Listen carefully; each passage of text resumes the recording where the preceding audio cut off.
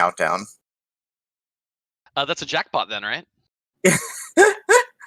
I mean, yeah. Yeah, we'll go with that. Mirage Island. Yeah, the island of mirages. All shrines. Yep. I know what these words mean independently, and this file select screen looks pretty familiar. Yep. Yeah. Yeah. Okay. Do I get to ask questions the entire time, like I'm that obnoxious relative at the movies with you who you've not seen the movie and they've not seen the movie, but they keep asking you who that is anyway? As long as you don't ask me to fix your computer, we good. That is the worst thing about family, isn't it? God, that really is. Like, I went down to see my father a couple of years back, and all it was fix my damn computer. I'm just like, seriously, Dad, stop going to sites where you get viruses. Just don't do it. You'll be fine. Stop going to pus sites. Pus sites. Fine, let me actually tell the joke. Please stop going to porn sites, Dad. All right, there's my one. There's your one. I would rather be doing it live and in person than over the phone. Over the phone, tech support is agony. God, can we just not? Okay, so first, sincere question. So I see this appears to be a Zelda 1 ROM hack randomizer of some kind. Yep. But what is that arrow 13 and 15 up there above the names below name and life? So in Zelda Classic, since it's I want to call it PC emulation of a sort, but basically it's an engine that is designed to play Zelda, right? With Zelda-like sprites and Zelda-like actions and the like. You can have more than 3 save files. So Starman has 15 right now. We've played this a little bit. Gotcha. Okay. That has nothing to do with gameplay. It's just there are 4 pages of saves to the left of here that we are not seeing on screen at the time. That is correct. Okay, cool. Thank you. All right. So yeah, but the whole idea about Mirage Island is that there's a set overworld, but the things underneath each location in the overworld are randomized. So we need to find a total of, on the settings that we've been playing for this, for all shrines, we need to find 13 total shrines, as well as all the items we need to actually finish up all of the dungeons and all of that, because it's a Zelda game. Gotcha. So, you get to choose your options here at the start. You don't have to pre-generate it or anything. That's nice. Yep. So 13 shrines, bunch of required items, and then something. You do something else to win the game? Okay. Yeah, then, you finish the last dungeon and you win the game. And since it's set to all shrines, you actually do need to finish all 12 shrines beforehand, and once the randomization starts, we will run this back. We will run it out once they push the button. Excellent. And I see the 3 hours, 30 minutes up there. Is that just generally like the flags folks use in the Mirage Island community gives you around that kind of a finish time? Is that just the worst case scenario? I've not played this. It looks pretty cool. There's a community. There's not really a community for this per se. This was created by I forget who created this. I gotta look at who created this, which I'll look at once we start, because we'll talk about the creator a little bit, because the creator's done a lot of different, these sort of hacked randomizer type Zelda adventures. Thank you, Starman. Hero of Fire is the person who created this, among other Zelda Classic randomizers, some of which are pretty good and I should probably play, I've been told, but, this one is sort of the one that I got to cut my teeth on, because it's interesting. And is the gameplay pretty Zelda 1-ish, or is that just that's the engine and then we're going to see some pretty spicy differences in gameplay? If I were to say anything about the engine, it's a little bit of a cross between Zelda 1 and Link's Awakening, interestingly enough, but you'll see. All right, Starman, I'm ready. Are you ready, Inven? Oh yeah, let's do this. All right, cool. We'll start in 7, 7, 7, 7, 2, 1, go.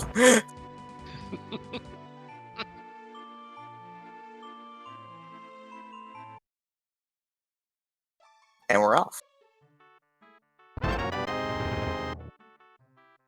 We get to start with a random weapon, and we get the hammer, which is, has a slightly better hammer hitbox than it does in C3, but doesn't open up a lot of stuff on its own. And you said the overall map is the same every time? That is correct. So, off this start, there is basically the village here, which is where Starman's going to start off. There's 4 houses here. They could be shops. They could be games. That is a bundle of 3 bombs, which allows you to set down a gigantic triple bomb instead of, one bomb. Gotcha. I love the screen transitions, both going in and out of all these shops, and that is quite a few of them so far. Yeah, there are many screen transitions. It's not a thing I notice because I play it a lot, but Well, yeah, screen transitions are the time to catch up with your chat and, maybe peek at Twitter, look at Discord, these precious, 2-second intervals to actually get caught up on things other than the game. Nah. yeah, no, that's what I do. I'm usually looking at my Discord, looking at my chat, looking at my fiance who's behind me. All the important things in life. Ooh, I saw a tile back there that looked like an ocarina. You are very observant. Yeah, that was a tile with an ocarina on it. Guess what item you need to open that location? Flippers. It's the bow, actually. But, alright. So these rooms here that have sort of a gray tile on the ground and some enemies in that you can kill all the enemies and get money. Obviously, with some useful items in shops, getting money is kind of a big deal. Yeah. The big triple bomb is in every seed because it is required for certain checks. So, gotcha. I didn't see any interaction with the gray tile though, but my stream did lag for a moment. Was there actual interaction, or was it just clear the room and keep on moving? It was just walk through the room because we don't have the ocarina yet. Oh, okay, gotcha. Yeah, we need the ocarina to open up the water there. All right, and so we are going to play this sort of mini game. You get 4 items here. Oh wow, that was actually really good. Getting a candle and a sword? I mean, again, I don't know much about this game, but I do know a little bit about Zelda 1, and that seems like a pretty good combo to go ahead and get your paws on. I mean, considering that there are infinite burn bushes in this game, it feels like, and you usually need fire for a lot of the dungeons. Yeah, that's a pretty good start. Also, it's ranged fire. It's not range 0 fire. It's not the lantern. Oh, and it even gives you a little chest counter of how many you have left in the seed? That's how many chests are located on the overworld still. Oh, okay. Right, every dungeon will also have its own chest counter as well. That's convenient. In-game tracking. Yeah. Very accessible in that regard. Cool. And you've sort of seen Starman popping open the map on occasion. There's a couple different maps if you push. There's extra buttons that are actually part of the Zelda Classic engine. One of them opens up sort of the map that lets you see what the locations are that you found. Wow. Okay, well, that's a real good start. And then the other map lets you sort of see a rendered view of the area so that you can sort of see it. That's all built into the engine itself. Cool. The render map, at least. The first map is part of this particular hack.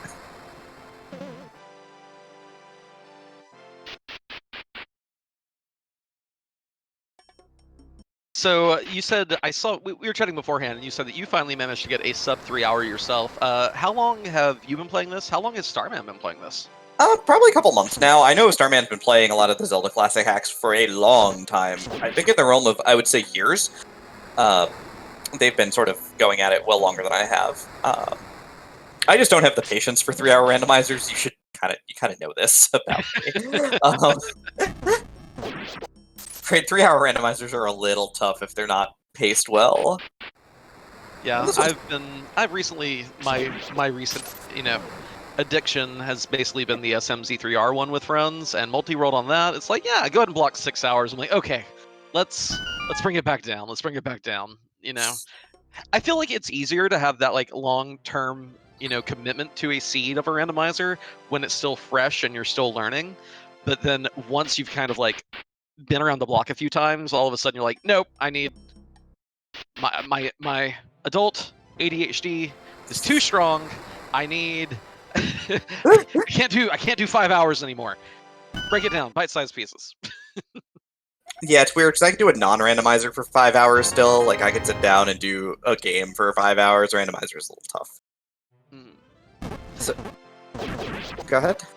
Oh no, I was just gonna say, yeah, but this is really cute and really charming. Thank you two for inviting me to have this as my initial exposure to it. I may have to give this a try one day. Yeah, it's real interesting. This is a shrine, so we know that there are 13 of these on the map. They are tiered 1, 2, 3, and 4. The shrines pull from a common pool. They're the same every time you find them, so the maps are the same. Mm-hmm. But you start learning like what items you need for the particular shrine. Lonely Shrine you cannot finish unless you have an item that actually nullifies Bubble Curse. Gotcha. But now Like- you said that they pull from the same pool. Does that mean like there are like 50 shrines and you'll get 13 of those 50, and eventually you do it enough times that you know all of them? Like, what do you mean when you say they're pulled from the same pool? So there's like, I forget how many there are at every tier. It's like between 12 and 15. This is actually an item, by the way, that is just for this particular thing, which is the Blue Whispering, which makes all bubble curses, even from permanent curses, temporary. Nice. So that's like, and that would solve that issue you mentioned. Yep. With the okay, very conveniently located then. Yeah. So there's like a pool at each tier, and so when you do fewer than, there's literally a setting called Grand Shrine Quest, which is do every single shrine in the game. Oh wow. And it actually gives you all of them. Right, so this will pull a random selection of 3 at each tier, plus one of the random. There's a bunch of different final ones, and so it'll pull one of those at Gotcha. random as well. So when you say 13 shrines, there are 12 that you kind of have to do, and then there's always a 13th and final one. Yeah, that's basically like a tier 5 shrine. It's called Elder Shrine, which is the final dungeon. Gotcha. Mighty Metric Batman asking in the chat, is this a fan-made Zelda game? That's one way of putting it, certainly. Yeah. You know, there's an engine called Zelda Classic that you can find out there, and this is what you could do with it, is you can make basically fan-made Zelda games. And there's stuff all over, like, yeah, I mean, like, for example, when you just download Zelda Classic, it comes with First Quest, which is exactly what you think it is, Second Quest, which is also exactly what you think it is, and then there are fan-created Third Quest, Fourth Quest, and Fifth Quest of varying and scaling difficulty. And does that still use the same Zelda 1 map, just like the first and second quest do? It does. Okay, And so same overworld map, and then the dungeons will be different, and the nastiness levels will... Did they get progressively nastier, or is it just variety, not necessarily than 5 levels of difficulty? No, they get progressively more gross. Oh, excellent. Right, so this particular room has invisible walls in it. See, by the fact that we're not just walking directly at the money and bumping into things. But very lucrative. 80 rupees in this cave? That seems pretty nice. I mean, we need that money, because, shopping is a thing. Looks like a bomb wall over there on the right, but we don't have bombs yet. Yep, and there's a bomb wall on the left there. Still don't have bombs. Yeah. So basically, if you are familiar with Zelda 1, just generally, you could probably get it. And it's looking like it may even be a little... Okay, so like whenever I replay Zelda 1, I always forget where like half my bombable caves are, if I ever knew where they were to begin with. And the fact that you actually get the cracked walls in the overworld in this version is, I don't know, I find that kind of nice as someone who probably never found them all as a kid, and definitely doesn't remember them all as an adult. I mean, you're doing better than I am with your Zelda playthroughs, because my Zelda playthroughs usually last about between 12 and 18 minutes and end with me swearing at something. You're like, God, is this even randomized? I mean, no. I mean, I gotta talk up that like 160th place Zelda 1 time I've got on the leaderboards. 20, 30, 90 win? 30. That is not gonna happen. Wait, like, what is it actually? What are the numbers? What are the magic numbers? I forget. 30, 80, and 90. 30, I haven't 80, even- 90. Okay. Like I haven't even started in on Z2, and my Z3 time is 220 right now. Like that's after one run, but whatever. I mean, I'd count it. But yeah, so more money. Ooh, that was the... So, wait. That would was be a... that was a 10. Oh, it was a 10. Okay, I saw the gold ruby. Like, is that 100? Why No. are we... Well, okay. The hundreds are extra shiny. The 50s are purple, and 20s are red. And this is Statue Shrine, which is actually a tier 1 shrine, which we can start. We can't finish it because we would need bombs. But there's a bunch of chests we can get, and maybe if Starman, if they're lucky, they'll get bombs here. They'll get a bomb bag here and be able to blow up the walls that they need to finish. Ooh, 15 items in here. Yep. Some of them are keys. One of them is the map, and one of them is the boss key. The map and the boss key and the regular keys, I believe, are in the same location every time.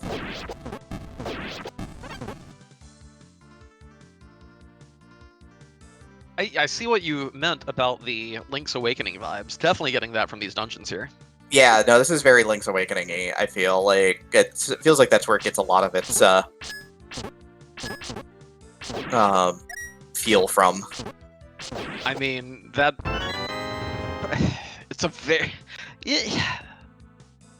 I was gonna say it. My initial reaction was to say that it was probably my favorite Zelda, but that's actually not something I want to say either, because I've not played every Zelda, nor do I have like perfect recollection of what Zeldas I enjoyed. I remember which Zeldas I didn't like more than which ones I did, but I definitely have a warm place in my heart for Link's Awakening. Like That's valid. so good, so good for a Game Boy game. We're not gonna get all Zelda hot takes here, right? Like, because No. I'm not all about that life today.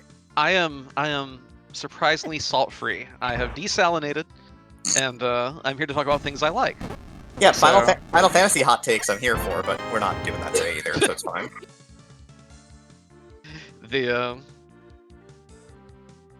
I think it'd be funny if we made a...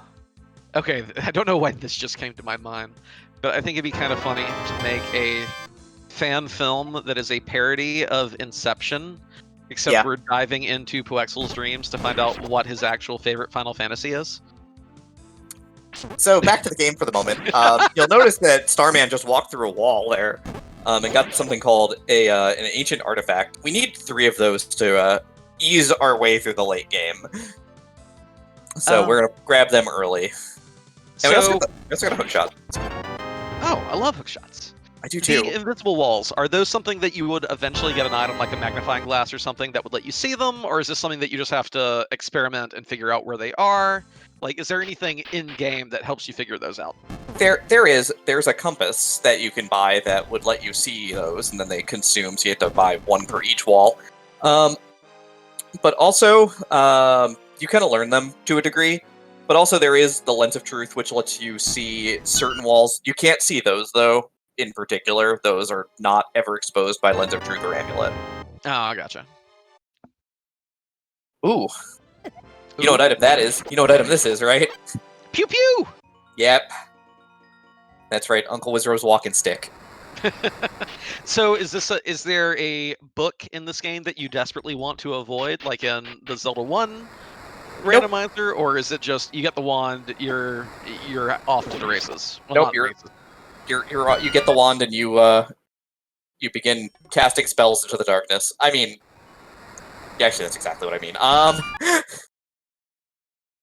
Yeah, no, you can just use it. The books in this game, there are books in this game potentially, and if we see one, we'll talk about it. Okay, cool. Speaking of the Lens of Truth, there it is. Can't get it. No ladder, no flippers. But hey, it's right there. Oh, so this game has both ladder and flippers. Are the flippers just basically an improved ladder, or are there places that the ladder can go that flippers can't? There are places that the ladder can go that the flippers can't. There are places that the flippers lets you... We'll talk about that once we get the flippers, but you can kind of break a lot of sections with the flippers. Oh, okay, gotcha. Like there are particular dungeons that having the flippers for just makes your life roughly 1 billion times easier.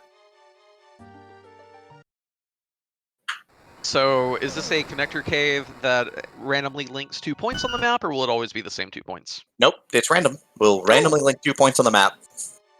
Some of the connector caves have items. It's like the Any Road, but just 2 points.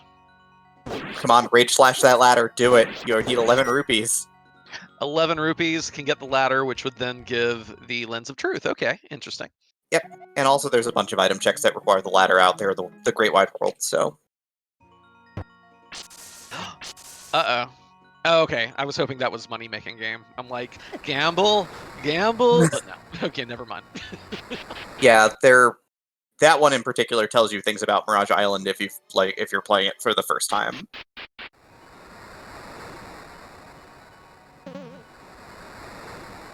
So you have to have a bomb bag to carry bombs in this? That is correct. You said earlier? Okay, gotcha. And you need to have an arrow quiver to carry arrows, so... Clearly, this adventurer has never gone to the grocery store, been like, I don't need a basket, and then... And then you end up trying to carry out 7 cartons of ice cream in your arms. And your arms are really cold, but you realize that at the end of the day, you have 7 cartons of ice cream. You just juggle. You just juggle, right? You can juggle 7 cartons of ice cream, right? Just stack them one on top of the other. It's fine. They're Oh, even better. stable. The balancing act. That's the way Yeah. to do it. Yeah, ice cream. They're like crabs. They're stackable. It's cool. But can they rave like crabs? No. But if you put an entire carton of ice cream in me, well, the sugar may cause that to happen. Nobody says all 7. Only 6 made it home, but hey. I'm trying to imagine wanting to like dance after eating a carton of ice cream. I can probably still dance after like a pint, but I think if But you give me like the full quart, like no, there's no dancing anymore. No dancing, only suffering. Like, you know, when DJ Snake and Lil Jon said, turn down for what? I will turn down if you give me a quart of pistachio ice cream. We are turning all the way down at that point. And probably taking a nap. I wonder if anyone's like gonna, like, guys, y'all never heard of ice cream? Come on, man. Ice cream is not an item in this game. Oh. Although it should be. Actually, that's a good... How many games actually have ice cream as an item? I mean, I know Slay the Spire does. Can you get it? I know you can get trout-flavored yogurt in Earthbound. River City Ransom and a couple of the other Kunio games definitely have ice cream. Oh, nice. What else? Where else can you get ice cream? Huh. See, there's the amulet, which is like the improved Eye of Truth because it's just passive. Nice. You don't have to equip it or anything. Yep, it just sits there and does its thing. Depends on the flavor. I mean, I like the classics. I'm into strawberry. I'm weird like that, I guess. So you're the roommate everyone wants when you get a thing of Neapolitan. Yeah, because then at least somebody's eating someone's eating the strawberry at that point, right? Also, Neapolitan strawberry is usually pretty terrible, so. But yeah, so the early game, again, is sort of dominated by this sense of we really need to kind of wander around and try not to wander past places that we've already gone, which Starman's having a decent time doing. Trying to use the knowledge of where they know there are houses, because there's one particular house that we want to find, where Starman will spend their entire paycheck. Go ahead. There's actually 2 locations where Starman will spend their entire paycheck, but that is one of them. So difference between red and blue candle, or is there? Red candle does more damage. Blue candle can still be used infinitely, which is actually kind of nice. You know, whoever thought with the original Zelda that letting you use the candle once per screen, good job. Yeah, I noticed that earlier after Starman had bought it. I'm like, oh, wait a minute. That is definitely being used multiple times. Is that a like? That is a like that, but it's a like that steals your money, not your life. So Okay. it grabs you and then your rupees drain out. I suspect that is the only one in the entire game. Gotcha. As far as all these, like key items that we want to find to like outfit our hero here. Yep. Is there a split between how many are found in the shrines versus how many are found in these overworld like one-off caves and shops, etc., or is that also just completely random? There's some way to beat the game. They could be anywhere and everywhere. It's completely random. The seed I was playing yesterday required that I get a hammer. I needed a hammer. You need a hammer to finish, right? There's just too many checks for hammer, so you're probably going to need a hammer to finish. My hammer required 10 heart containers. It was the Master Hammer! It really was. And it was there was a hammer I had access to that was in a dungeon that I could not finish without the hammer. Much like my bombs were in a dungeon I couldn't finish without bombs, my sword was in a dungeon. My first sword was in a dungeon I couldn't clear without a sword. And the upgraded wand, the purple wand, requires 13 hearts, and we've got some rage. We got some rage here. We got some anger. You are not ready to be an archmage. Come back when you're older, kid. Every item has upgrades, pretty much. Oh, nice. So, like, the wand has 3 tiers of upgrades, the sword has 5 tiers of upgrades. Right, like, even, like, the boomerang and the candle have 3 tiers of upgrades. Oh, cool. And usually the 3rd tier there's a mix of 3rd tier items, so there's a couple different 3rd tier items that you can get. So, based on this first 20 minutes into the seed, we've only really I think we've only seen, what, 2 shrines, maybe 3, only spent any time in one of them. Yep. Is this fairly standard? Is Starman getting lucky finding a bunch of good items in the overworld? Like, how do you evaluate this compared to other seeds of this you've played in Scene? So this is looking pretty standard, honestly. Like, there's a lot of exploration going on. There's a lot of checks we can't do, because there's, like, the Ocarina checks. There's, Ocarina checks we can't do, and there's bomb checks that we can't do. Starman is probably trying to find another Tier 1 shrine, because that is likely where bombs are going to be. Which will make life a lot easier. The blue flask is just a weapon that you can use that throws out a small area of effect explosion. It doesn't do very much damage. It is not terribly exciting. I don't know. I got excited. I think that's so cool, though. It looks fantastic. It just doesn't do that much damage, though. I mean, look, sometimes aesthetics are more important than results, okay? I don't believe you. I don't know if I believe me either. But Yeah, it was a good try, though. Like, I'll give you points for effort. I just think it's a really cool idea that you have this little, like, like, alchemist fire that you can throw in this game. I think it's charming. It's charming. It's a cool idea, right? Like, the one thing that Mirage Island kind of suffers from, well, as you'll see as we go on, is sort of a, especially for somebody like me who, likes only using the best possible options. Oh, hey, a bomb bag that requires 6 rupees, or requires 6 heart containers. And we've got more rage! We're raging! Oh, yeah. At least it tells you how many hearts it takes. Jeez. That's true, instead of just having to take a wild guess and hope for the best. Somewhere between 4 and 30. Wait, this goes up to 30? There's a setting that lets you go to 30. I think we play on 20. Okay, gotcha. Which is sort of the standard.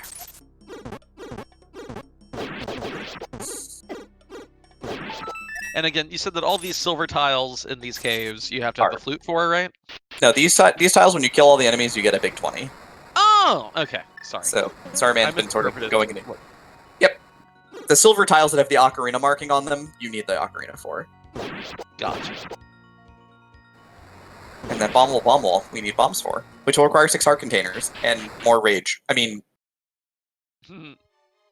So will that be the only bomb bag in the game, or is that just a bomb bag? No, there will be multiple bomb bags and multiple arrow expansions within the game. Oh, I'm guessing this is one of those places where where ladder gets you through, but flippers don't. Yeah, swimming in lava, it's kind of a no-go. I mean, with that attitude. I also didn't see what item they got, which is annoying, but whatever. I mean, is that not what they have equipped in their B button slot? Like, looks like there are 2 wands side by side here, but... Oh, yep, they got the ice rod. Oh, okay. Ice rod lets you do one very important thing. What? Lets you freeze water. Oh, okay. You can't cool lava with it? No, you cannot cool lava with it. But it's also a thing that lets you, what's the word I'm looking for here? It lets you, freeze water in dungeons. It's sort of the thing that you would use instead of flippers in most cases. Gotcha. No need to swim when you can just walk over it. Yep.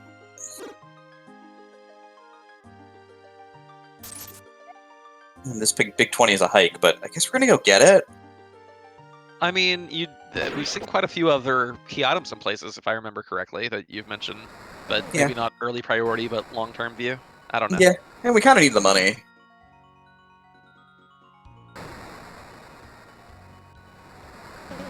So about how much... Oh, okay, well, this is kind of answering that. I was gonna be like, so about how much of the overworld have we... And then as soon as I'm, like, about to ask the question, Starman pulls up the world map.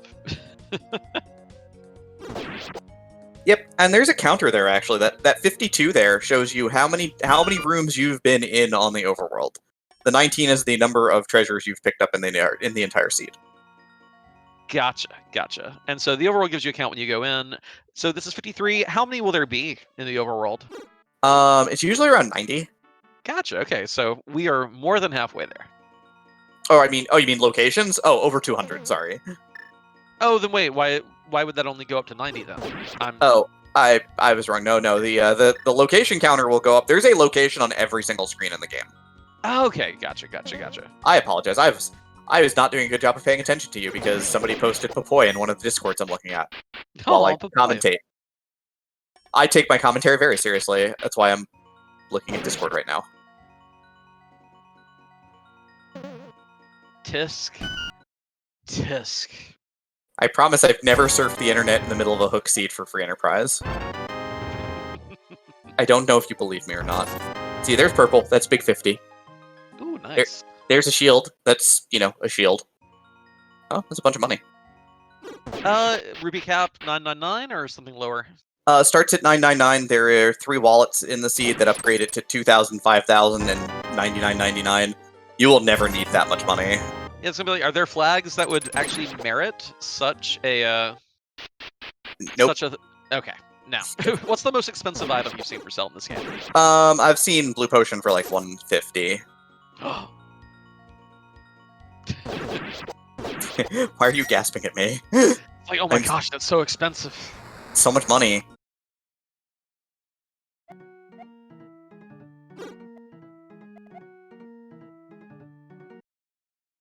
And this is the house that that Starman is going to drop the paycheck on.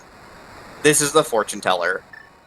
Basically, we spend the entirety of the early game searching for the fortune teller, because the fortune teller tells us the locations of things. The first time you spend money on the fortune teller, it tells you the location of all the houses on the map. The second time you spend money on the fortune teller, it tells you where all of the tier 1 shrines are on the map. And you know why we're color coding them, right? I mean to tell them apart from each other? It lets us tell them apart from each other. So okay. So yeah. I'm like, wait. Like, that's kind of like, I was, I said it's very confusing. Like, I'm like, wait, is there another reason? But, no. And now are we going to color code the tier 2 shrines? Yeah, I think we're in the process of color coding the tier 3 shrines now. Oh, missed some of the purchases. Gotcha. Does she tell you where? Oh, here we go. Oh yeah. Yeah, next is tier 4. Actually, I think this is tier, because if you locate all of the tier before, then you don't have to worry about it. But I think this is tier 3 now. Yeah, this is tier 3 now. Cool. Then we're gonna go in and spend some more money. We're gonna get the tier 4 shrines. So you basically come in here planning to spend 150 rupees to get all the shrines unlocked. Not unlocked, but located. Located. There we go. Right, so this is the tier 4 shrines. Now we go back out and we go back in, we can spend 50 rupees, and that'll give us access to where the one Elder Shrine is, if we haven't found it already. You'll notice the price has gone up immensely for this one. Okay, so that was 220 rupees total spent to get all this info. But at least you don't have to go wandering around in the dark. Yep, and we can go in and spend one more time. It's going to require 4 more rupees. I think it takes 80. Uh-huh. And this time it will tell you where the location of every single item in the overworld is. Wow. So if you just commit to spending a full 300. Yep. You bring 300 rupees to this old lady. Like I told you, the entire paycheck. You see all those great question marks? Yeah. We're going to visit every single one of them. So are those all key items, or are those just, it could be like a big 20? It could be a big 20. It's an item that counts towards your 91 overworld items. Gotcha. So I am digging, by the way. So does that include the gray tile 20 rupee rooms? Potentially no. Those don't count as items that you can obtain that are part of the count. Like there's some money. Bubbling flask upgrade.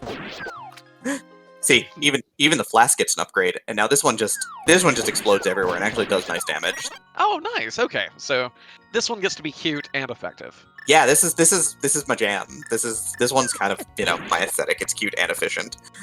Being cute and efficient, God. I prefer being unwieldy and gruff. That's valid. I'm a Great Axe fan. What can I say? I mean, look, not everybody can wield a staff. That's fine. Yeah. Right, but we're broke again. Well, yeah, not affording anything, but we know where everything is, so that's convenient. I do love this mapping feature and how you can customize all your little marks. Like, that's really cute. Like, it gives me a little Etrian Odyssey vibe with that. Yeah, and it makes things a lot easier just for remember where everything is. But yeah, as you can see, this one, this guy gives you an item for free, so we're gonna take a small quiver because it's way better than whatever scroll that is. There are 3 sets of scrolls in the game, one of which is great, one of which is okay, and one of which is patently bad.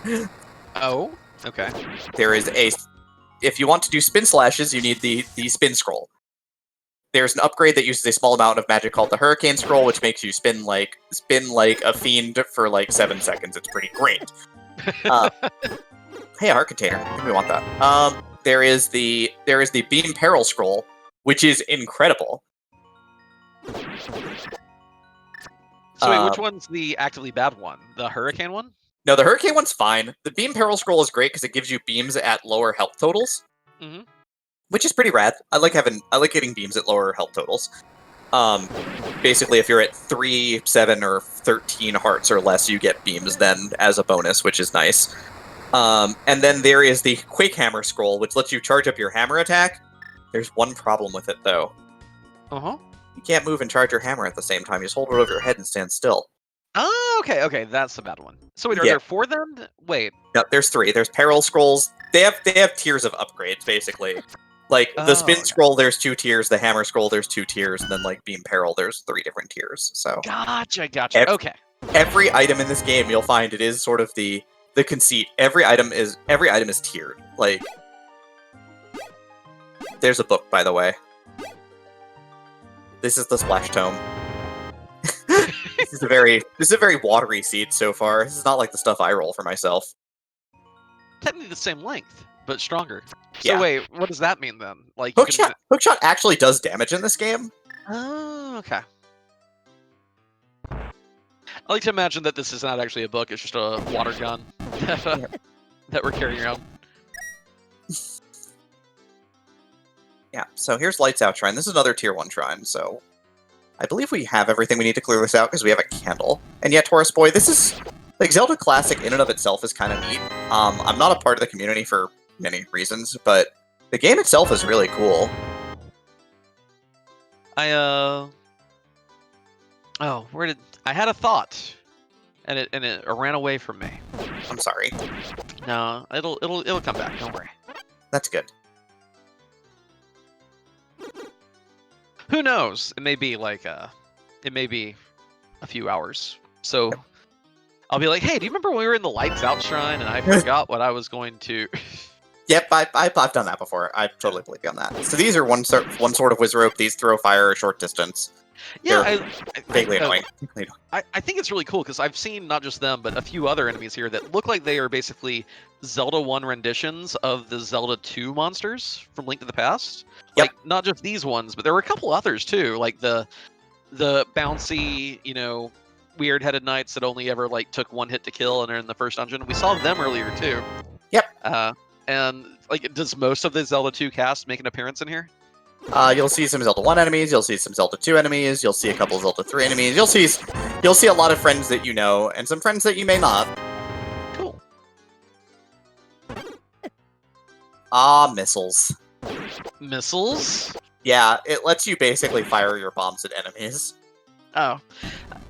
No, I remember what I was going to say. So, will there also be a heart container in every dungeon, like Zelda 1, or are they completely randomized too? There will be a heart container for finishing every dungeon just like Zelda 1.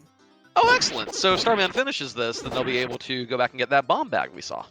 Yep, and maybe not rage out at that old man again. I wouldn't hold my breath on that. I mean, yeah, let's be real here. There we go. So there's Ancient Artifact number 2. Again, like, we've learned, like, the Tier 1 shrines mostly because it's just easier that way.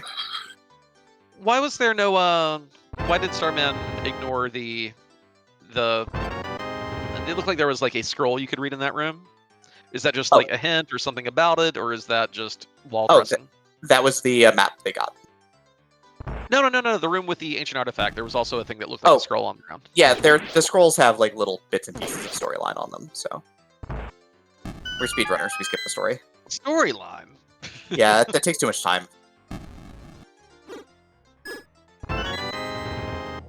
Right, but the whole thing is that the nice thing about this is, though, is that you keep looking at your counter, and when your counter is at 2 before completion, so 13 and 15, that's when you know that you've gotten every non-boss room chest in the area.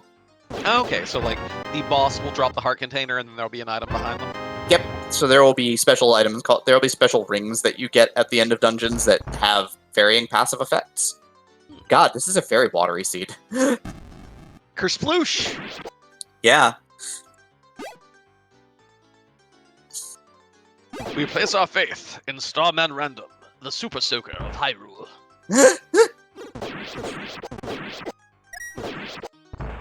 So are these rooms all randomized? Like, could you theoretically know the Lights Out Shrine well enough to just walk through it in the dark? You could know the Lights Out Shrine well enough to know it, walk through it in the dark. It is the same every time. And so we're gonna kill Manhandla here with our water gun. Pew pew. I mean, eventually we'll learn Hydro Pump. What? We're gonna be a Blastoise? Yep, we're gonna be a Blastoise. Oh, Blue Elf Medal. Does that 20% discount also apply to the Fortune Teller shop? I don't think it does. But that's okay, because there's one other important shop that we'll find that we will want to spend a ton of money on. And now Starman has forgotten where the 15th chest is, because that happens. But yeah. Another good reason to put the lights on in the Lights Out dungeon, so you can see. All the things you've forgotten. Yeah.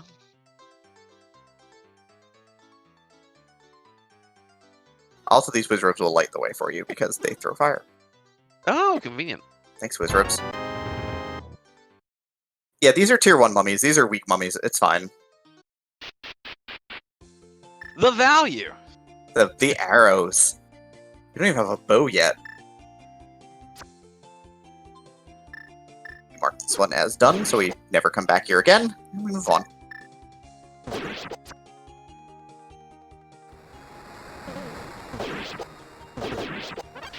So will Starman now primarily focus on all the tier 1s, or is it going to be more of a locational routing rather than a tier routing like now? Like, would you, if you had a tier 2 dungeon like shrine like right next door, would you go there, or are you going to still focus on all the tier 1s? I mean, I'd probably go get bombs for that, but otherwise, yeah. You tend to pick up the shrines as you go a lot of the time. So this is the 3rd candle upgrade. This is the worst of the tier 3 candles, the gold candle. It gives you additional range, and the candle hits really hard. But it's not as exciting as the other 2 upgrades for the candle in tier 3. Ooh, what are the other 2 upgrades that will not be appearing this seed? The 2 upgrades that will not be hanging out with tonight. There's one that fires 3 candles in a cone pattern, and the fire burns longer. Ooh. Needless to say, that's awesome, because it just sits there and just cooks things. And then there's one where the fire explodes. Oh, yeah, that's right. It explodes. Those both sound very spicy. This one's kind of cute though. It like has like the rapid fire kind of thing. Well, can you rapid fire the others as well, or like do the cone and the explosion? Okay. No, the cone and the explosion you cannot rapid fire. The cone especially, you can only fire it once, and then you have to wait for a second before you can fire it again. What was that room with the 3 little glowy portals? Is that like an any road? Yep. Okay. Color coded any road. They thought of everything. Color coding is good.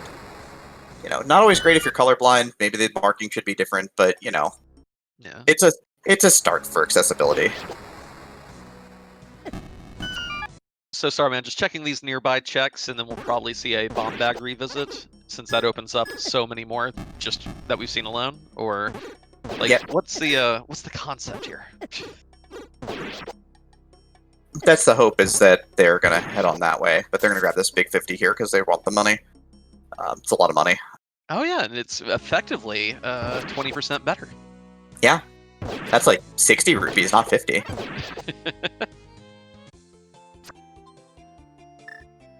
So yeah, just trying to check the item locations as fast as we can along the way to the next dungeon. But yes, BB Live It. So this is part of Zelda Classic, which is basically a ROM hacking program for Zelda and Zelda-like adventures.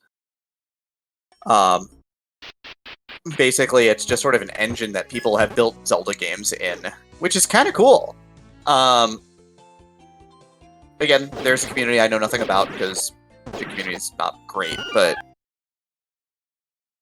you know, I'm sure that Starman, who has previously been a part of the community, could tell us more about that. But the whole concept of it, the whole system itself, is really good. And like, this is not the only classic. This is not the only Zelda classic, but Hero of Fire did a really nice job with this one in particular. This one sort of has been, you know, one that Starman and I have been playing a fair bit recently. So, but there's just a lot of possibilities. There's Cross Ladder. What does that do? It lets you move diagonally off the ladder. Oh, okay. Which is actually important for certain things as well. You actually do need that for certain checks. So, and Starman also found the level 2 wand, so the other upgrade that they'll find later will be the level 3 wand. Not great as in not good people. It's very toxic, apparently, so...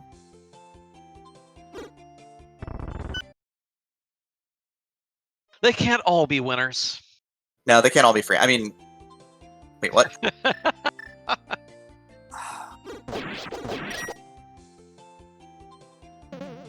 I mean, look, I'm not the best with communities, and I just don't have the energy to, like, rebuild another community from scratch again, so... Hey. It's important to pick our battles. And surround ourselves with good people. This is very true. And if you can't find that many good people, well, I'm around. Wait, do you qualify as good people? No, I was saying that I barely meet, like, basic standards of human decency, let alone crossing over into good. Come on. So the level 3, the tier 3 item is, there's the compass, by the way, that you would use to find the relics if you didn't know where they were. Oh, gotcha. So the level 3 wand has a couple of different upgrades. So there's one in particular that Starman really likes. There's one in particular that I really like. Are you going to keep them secret until we see what the third one is this seed? Yeah. What if we never find the third one? We know where it is. It takes 13 heart containers to get it, and knowing Starman, they will get it. Gotcha. Okay. Yeah, BB Livid. I'm also a fan of the overhit style Zeldas. But I like a lot of different games, so. I have enjoyed 3D Zeldas. I have enjoyed 2D Zeldas. I have enjoyed side-scrolling Zeldas. I was about to ask which Zelda is side-scrolling, but then I would have gotten in trouble with a couple of my friends. See, as you can see, the hookshot does actual damage. Using the hookshot to not die here. Not dying seems to be a plus. Yeah, I'm a fan. Even with the blue tunic, 6 hearts is still not a lot. Side-scrolling Zelda's great. Everybody loves Zelda 2. Zelda 2 is a good game. I have played the randomizer one time with a great guide helping me out, and I really liked it, but my thumbs were so sore the next day because I had to de-rust like a decade of not fighting things in Zelda 2. I've kept a Zelda. I do have a Zelda 2 randomizer seed on my EverDrive right now that's just sort of sitting there. Like, I haven't done anything with it. It's just there for when I need it. I'm not sure what I'd need a Zelda 2 seed for, but, Z2R is cool. Oh yeah, the CDI ones were also side-scrolling, weren't they? I wouldn't know. I've never played them. Well, I mean, also, Link's Awakening technically has side-scrolling and the little, like, Mario-esque dungeons underneath in the connector. Ooh! Crystal Sword. That is the Crystal Sword, so we're now a Paladin. So we've climbed Mount Ordeals. And we've gotten our Crystal Sword. So the swords have 3 different upgrades at every tier above 1. Oh. There's the blue Peril Beam scroll as well, which will let us fire beams at 3 hearts. But there's 3 sorts of swords. There are pure melee swords. They don't get beams at all normally, but they hit harder than things at their tier. There are the beam swords, which don't do quite as much direct melee damage, but they get beams at, you get beams at a larger percentage of your health gauge. Mm. Like, you can be wounded pretty badly and still fire beams off. And then there is the balanced version, which is like, the swords from Zelda 1, where you get beams at full or nearly full health with the tier 4 sword. But, the beams do decent damage and the melee attacks do decent damage. And then there are tier 5 upgrades that just do wild things. Do they make your heart sing? They do make my heart sing. They make everything? Groovy. Okay, now that just makes me think one is like a chainsaw arm, like your Ash in Army of Darkness. Like, my tier 5 sword is a chainsaw arm. Make it happen. Make it happen. Throw fire. Just running around with your chainsaw arm out in front of you. Like, it does like a dash move. Like, if you had like, wait, are there like Pegasus boots in this? There are not Pegasus boots in this. There is no go fast item in this, interestingly. Well, there you go. That could be your go fast item. Like, it's also a charging thing in Dead by Daylight, right? Doesn't someone get a chainsaw? One of the hunters.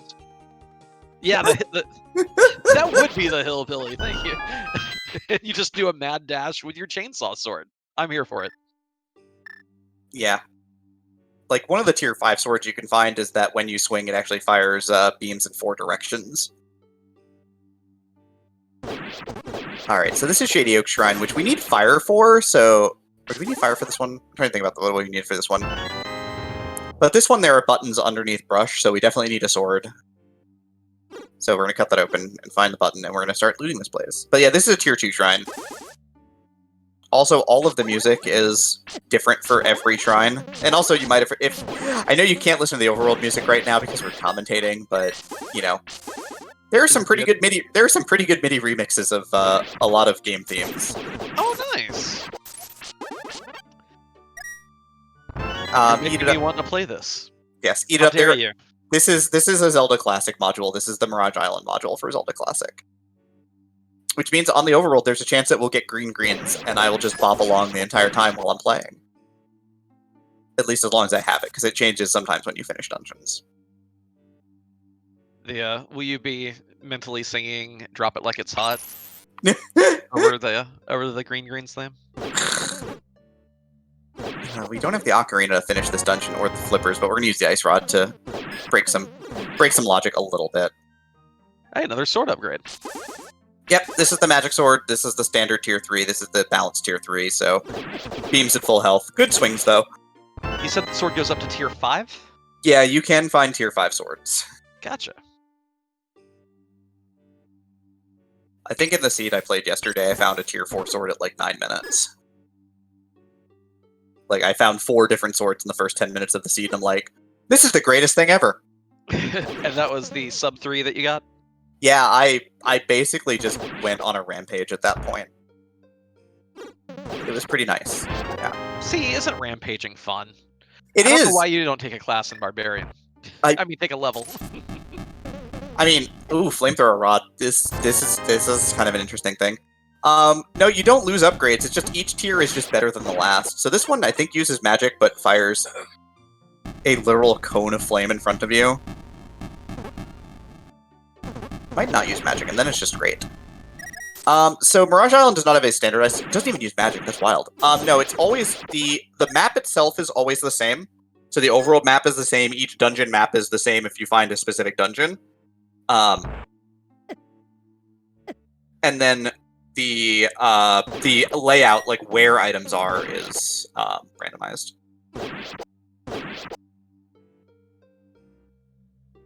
Oh, what was that roguelike that came out this past year that featured all kinds of rods and wands that you would find customized? Oh, Noita. Noita! That's what this is reminding me of right now. Like, you have like all these magic wands in each hand, just pew-pewing everything. Yeah, I don't play that personally. My fiance plays that. She quite likes it, so. Are you still on your Hades kick? Yeah, I just was practicing today. I think I got like a 1345 with fists, so that was a good feeling. Hades is also very good. There are many very good games that everybody should play. Starman has forgot that there's a brush that they can cut down in that room that has the pillars, but they're also looking for this because they need the 3rd statue for flippers later. So you said we only need 3 of those statues? Yep, you need N statues where N is the number of shrines at each tier. So, which will make sense why that is the case when we actually find that particular shrine. Gotcha. Okay. And so we are done hunting those statues now. Would there be more in the game, or would that be the full extent of them? There's 1 in every dungeon. You can get up to 12. Oh, but you don't need that many. Gotcha. Nope. This is a pretty great dungeon concept, too. I like that it's like this dead forest underground, petrified forest, maybe. Yep. Like, it's... I don't know. I think it's a charming idea here. There are many neat dungeons in this. Whew, that shield putting in work. Yeah, shields are good. Are there tiers of shield, too? You can find the mirror shield, which is just the best shield in the game. Otherwise, there's a basic shield, which lets you block, like, rocks and things. This shield lets you reflect rocks and, like, arrows, but also blocks some magic, and then the mirror shield reflects pretty much everything. So there's heart container number 7 and our first tier 2 shrine in the books, and we get a blue heart ring, which slowly refills our life, and boy, do we mean slowly. Oh, like is it like a quarter heart, like every what, like 10 seconds or something? Or You've got the rate about right. That's about what the rate is on the tier 1 heart ring. It's slow. So Starman's going to go back in and try and remember where the rest of the treasure chests are.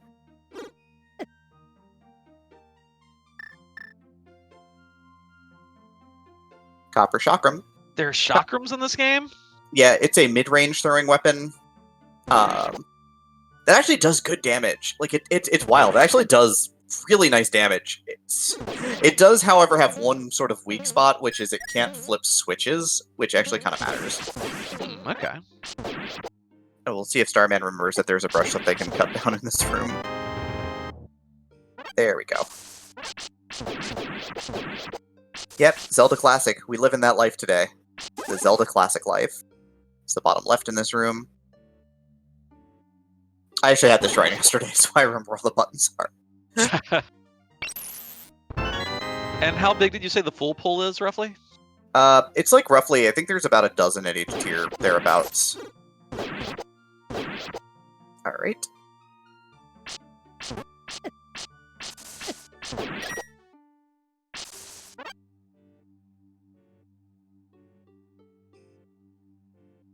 Gotten a Zelda Classic 20 years ago. Yeah, it's still kind of a thing that people do on occasion.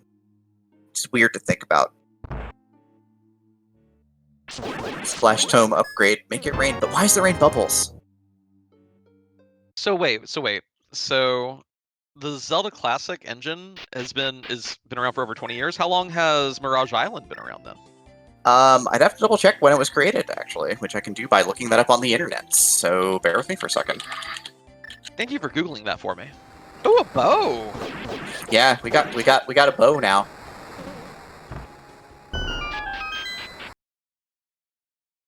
Updated recently.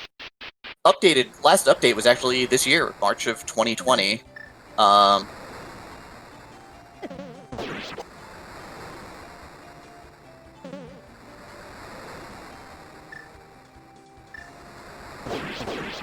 I'm always curious to see, like, because a lot of people describe Ancient Cave from Lufia 2 as one of the first randomizers. And I know that this would definitely be newer than that, but I'm just wondering, like, when did the, concept of...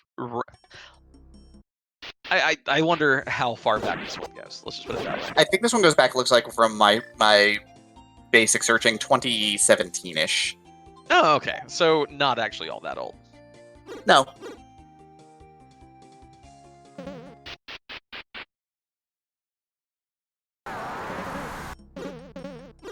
So I don't see a counter up top that actually tells you how many shrines you've completed. Is that something you just have to keep a mental note of or carefully track your map to keep up with? Or is there something on one of these screens that I'm not seeing? Oh, you've got to sort of keep it in your head, basically. Like, there's no counter. There is a counter actually at the mouth of the... There's a counter at, like, the mouth of the Elder Shrine, though, that will tell you how many you've finished. But yeah, I mean, like, dungeon crawlers have been a thing since forever, basically. Like... Oh yeah, and I wonder how we would actually, or if we would bother to draw the line between randomizers and roguelikes. Like, there's definitely some overlapping features of both.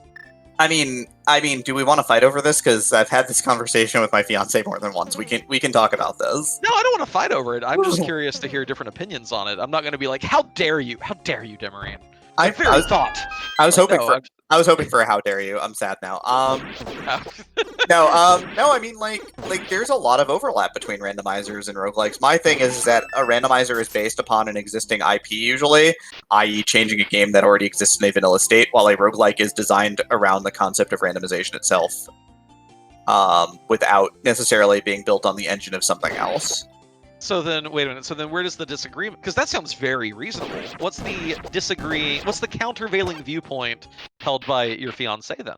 Randomizers are roguelikes, and roguelikes are randomizers.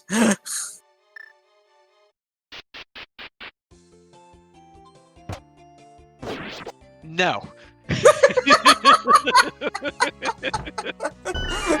They're the same. I like yours better. I'm on Team Demi here.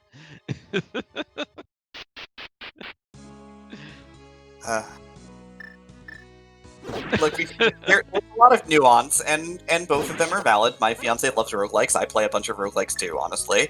And they're great. And I play a bunch of randomizers, and she plays La Mulana because she loves pain. I mean, I was not saying that they're like only one of the I love both the game types, but I think I like your distinction. That's all I'm saying. I love my roguelikes, I love my randomizers, but I like the even though it's a nebulous border, I like the border that you offer. Yeah, it's very like there's a lot of overlap. Obviously, they're both great. I should probably stop making fun of my fiance with an earshot. And I really shouldn't. She appreciates it, but. No. I don't think that was making fun of. You shared a very important opinion that otherwise would probably not have. Like we could have just left it. Like you could have just shared your opinion, and be like, and I'm not sharing that one because I'm right. That would have been making fun of your fiance. I mean, my fiance also loves the La Mulana randomizer because she is very powerful. Oh, you have to be strong for La Mulana. She is very powerful. Very, very powerful. Incredibly powerful.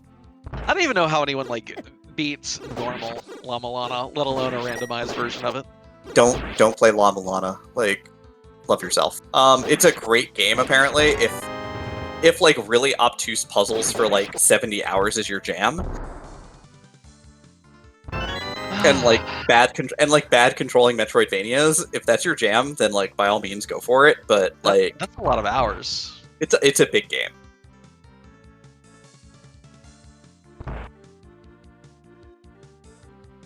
It's a lot. Some people like obtuse games. I prefer a cute game. like World of Final Fantasy. Well, yeah, there you go. Yeah, I wasn't even thinking of that. I was just trying to make a geometry joke, but... Yeah, that's valid. The boss there is, of course, an Armos Knight, and we get the critical ring, which means our sword can crit now. Nice. This of course, is great. So, are we just completely overpowered, going to wreck everything else's face at this point? Or is there still a power curve we really need to be concerned with? So, we are probably going to start steamrolling some of these tier 1 and 2 shrines that we still need to do, because the tier 2 wand is ridiculously good. The tier 2 chakram, if we find it, is ridiculously good. The tier 2 bubble tome is really solid. We've got a lot of great damage items right now. I mean, 8 hearts blue mail is fine.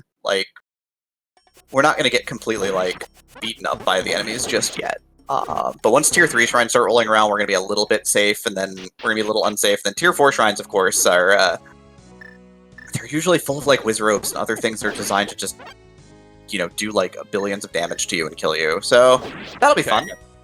Well, the concern I had is, we're wrecking so much face now that there's something to be said, a balance to be struck in a game where you don't want to be so overpowered so soon and then still have, again, 2 hours of gameplay left that's utterly trivial. So I'm glad to hear that, If I'm going to get overpowered, I like there to be a commensurate speed increase with that.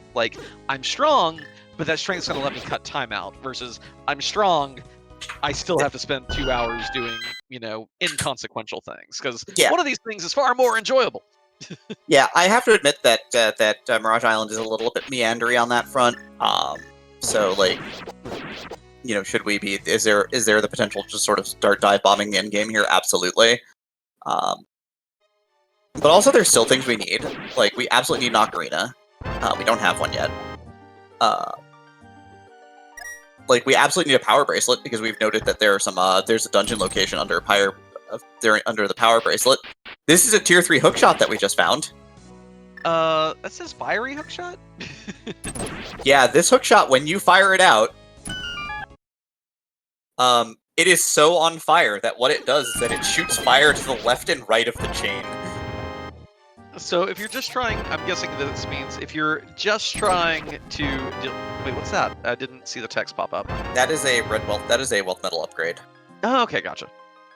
And a spin attack scroll, so now we can spin sword. Gotcha. I'm getting a little stuttering, so if I miss anything, I will ask you to repeat it for me. I'm also getting that same stuttering, so it's not on our end, it's on their end, but... Yeah. Well, I'm just saying that you will be able to tell the item by sprite alone. I would only have... Oh my god! Okay, I love this hook shot. Yeah, no, it's very silly. So forget using candles to try to burn bushes. This No, is the new pyromania. This is the new hotness, yes. Ah, bless. Come on, it was right there. It was right there. I know. My brain's like, default to the big word. Invent doesn't use the word hotness. Come on. And then it was right there. It was so right. Right there. Also, the stairwell is always under the same Armos Knight, but, you know, we never get the right one the first time or the second time. How many Fire Chomps gave their lives for the hook shot? Like, all of them. Ooh, free shield. We already have a shield, so we're just gonna ditch this, I guess. So the one with the 4 little quadrants is the weaker one, then the Triforce one's the mid-tier, and then the Mirror Shield is yet to be seen? Correct. And we might need the Mirror Shield for things, too, to finish the seed. We don't know that yet, so... As Your Dreams got a D randomizer. I remember that. It's kind of a neat concept.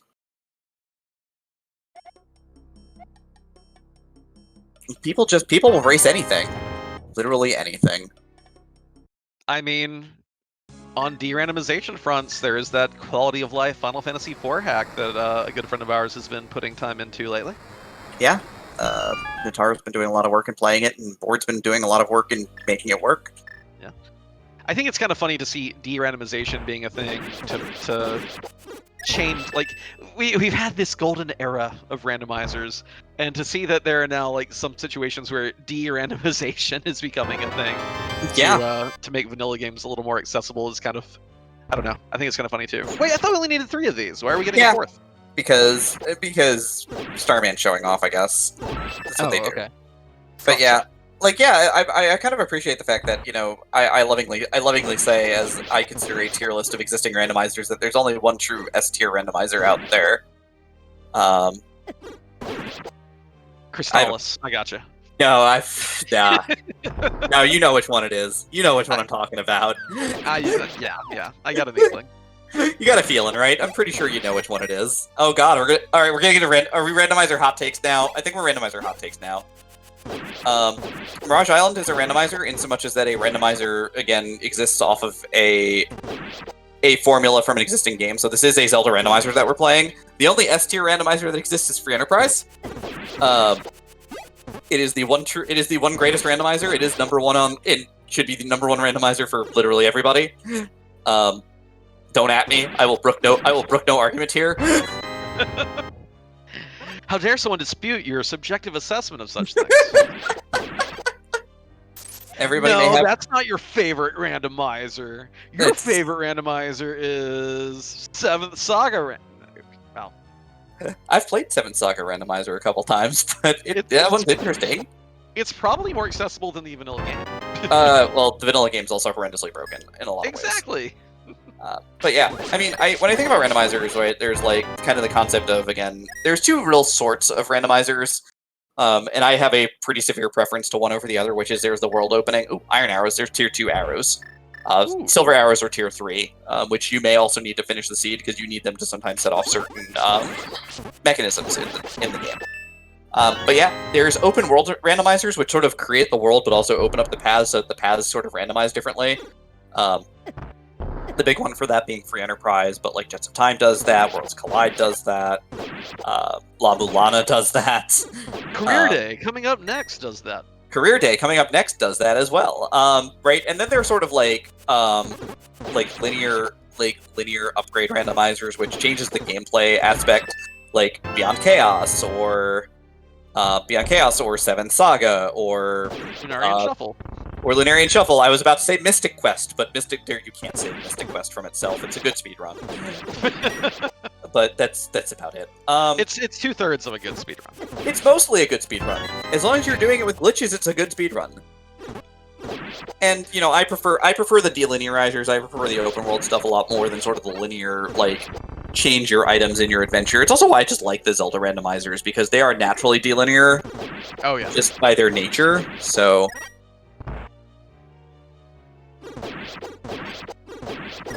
How would you even do a linear Zelda randomizer?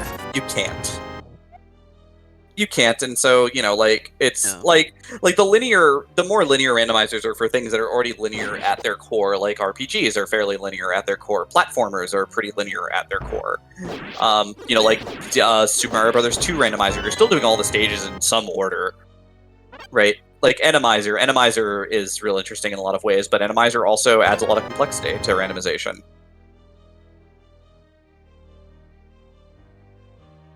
But yeah, so this shrine, you go left, you go right, and then you go down the middle, because there's a set of rooms in the middle that gets you to the big key.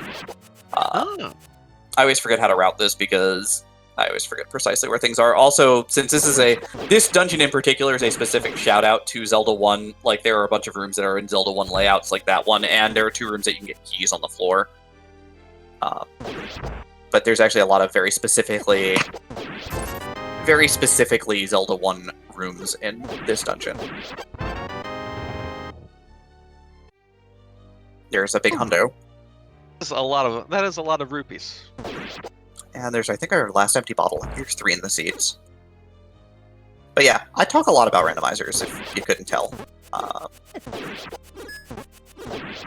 I mean, you've probably... Actually, this would be a curious thing. I wonder...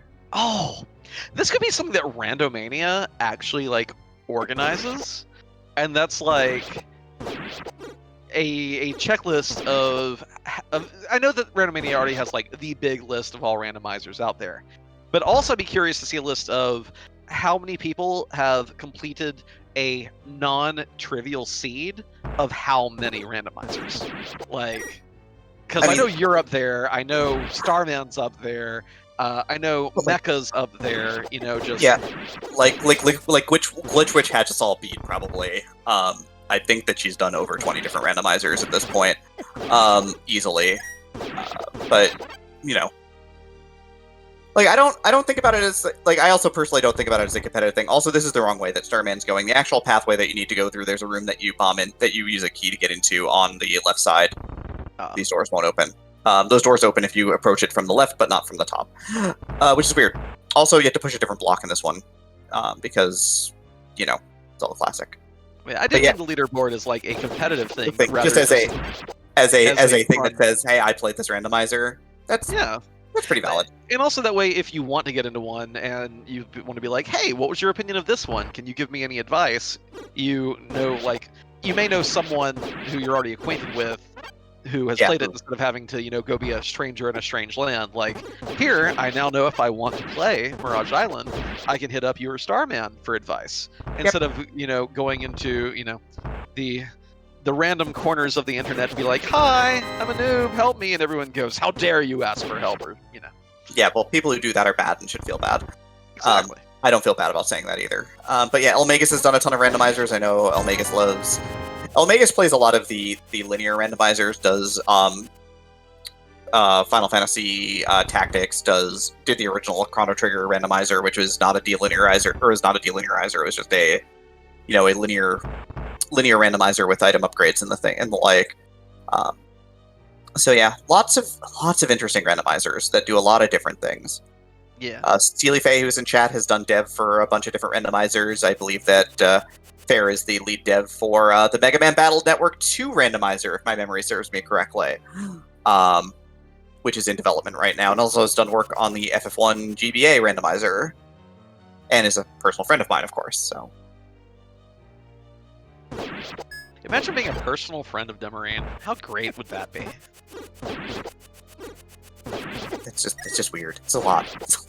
It's a lot. It's a lot. I'm friends with some pretty great people, and Fair qualifies as great people. So, great fairy people.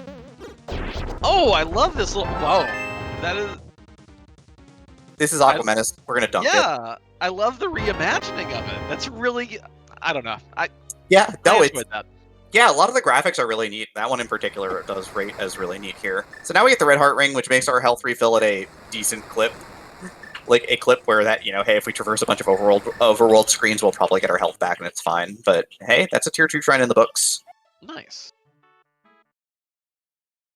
But yeah, there's a lot of randomizer players out there. I don't know, like everyone talks about playing Z3 and playing Ocarina of Time because those are like the big two, and then other ones of varying sizes as well. Like for Enterprise, of course, is pretty darn big these days, and so on and so forth. Imagine calling it Ocarina of Time instead of Zooter. I've played it once. I've played it once, and it's just again, the pace is so not for me. I mean, understand. That's why I can't replay the original either. Like, Yeah. I was having this conversation with someone the other night that I think one of the reasons that the mobile Zeldas kind of, I feel, are some of the best ones is because of the limitations of the platform at the time. Like, they couldn't get, like, Game Boy and Game Boy Advance, etc. They couldn't go ham on huge sprawling overworlds, which to me are some of the absolutely worst features of the N64 ones and the GameCube one. It's like, your world's too big without enough in it. Now the technology's gotten to the point where the world can actually have enough content to where it's reasonable. Like, you can't go 5 feet in Breath of the Wild without tripping over something that you can either take a picture of, fight, loot, etc. But some of those old ones, it was like, hey, we have a big map. What are we going to put in it? A whole lot of nothing. Yeah, I think the thing that, like, and I know that the Zooter stands are going to come out and make faces at me in the leg about this one, but the thing that killed me about Zooter was the first time I played it, right, you get through the opening area, and if you play on fairly easy flags, right, the game basically pipes you into Deku Tree, and it's pretty great, right? Like, okay, makes sense. Then you get to Hyrule Castle, because that's the next logical place that you could usually do checks unless you've gotten some item that takes you far afield. And I get to Hyrule Castle, and it's nighttime. And if you've played Ocarina, you know that there's a severe problem with getting to Hyrule Castle at night. You'll have to remind me. It has been... It's closed. Okay. It's been over 20 years since I played, so... Yes, it's closed. You can't get in, the gate is down. Or the gate is up. And so to do the checks in Hyrule Castle, now you have to wait for daybreak. Okay, great, right? So now we gotta sit through a day-night cycle that's like 5 minutes. Right? And then, when you get into Hyrule Castle, there are checks that you can do during the day, and there are checks that you can do at night. And guess what you have to do the night checks? That's right. Wait another 5 minutes? You gotta wait another 5 minutes. And as you can see, the pace of it kills me. And then I was told, but you have settings where you can start with the Ocarina and the Song of Time, and I'm like, well then why didn't you start me with that? Yeah, right? Why not give me the things that make the game move? Yeah. I have friends who really do enjoy it, and they love figuring out all these new cool glitches to make everything work. But at the same time, I mean, yeah. Attention span, it's a thing. Yeah, I mean, this is Zelda. Like, I think thinking about this as kind of Zelda is kind of accurate, but also this is a Zelda game, right? You know, sprawling overworld, Link is your hero, fan-made. It's always fan-made, not made by Nintendo. Whatever.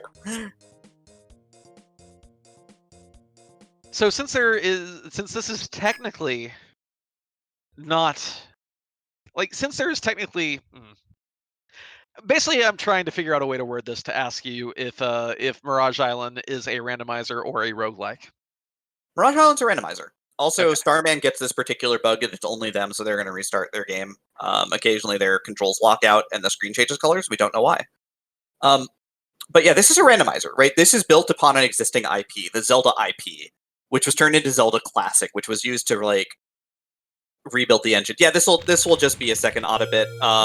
Minor technical difficulty on Starman's end. This happens to them about once every hour and a half, so they're just going to restart their game. But yeah, like, Zelda Classic is neat in that way, in that this is a randomizer. Again, it's built off of an existing IP that you know that is an existing game, and even though it's a rebuild of the engine, it's actually a full rebuild of the engine bus driver. You can't actually screen scroll on this. Screen wrapping doesn't exist because the grid is changed for 8 directions. Also, I need to take a minute and use the restroom, so if you can carry things for a minute, I'll be right back. Oh yeah, with the game I've never played before. Yeah, no, you got this. I believe in you. Just spit hot takes about other video games, right? Just do what I've been doing. Just ramble on about other randomizers. I mean, you know, there's content on the screen, and we're talking about it, but we're kind of in between content right now, and since it's not a race where there's other racers that we can talk about, or other matches we can talk about, although there is Career Day coming up, check that schedule. I'll be right back. Oh, you're good. So yeah, I am definitely vibing with Mirage Island. It seems pretty cool. And again, it has a lot of that charm from when Zeldas were a simpler thing without a whole lot of the wide open spaces to traverse. So, may have to give this a try. Definitely going to be hitting up Starman about it later this week. See if I can be given the proper advice. There are a ton of settings at the start that you can actually go with here to customize your style of gameplay. Looks like we have found our way to another shrine, the Blue Shrine, which, all the others, the names seem to be correlated a little more with the gameplay therein. I'm excited for Demi to come back and fill me in on what the Blue Shrine's gimmick is, other than actually being really, really blue. A world of Final Fantasy, Rando. I mean, you could definitely play randomize the zones. Get rid of the cutscenes. Because the map definitely seems linear, but it also seems like a situation where you could rearrange everything, Anadel. But imagine making a randomizer for anything made after 2015.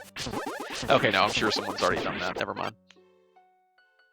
A couple more upgrades here. A slingshot upgrade and a missile upgrade.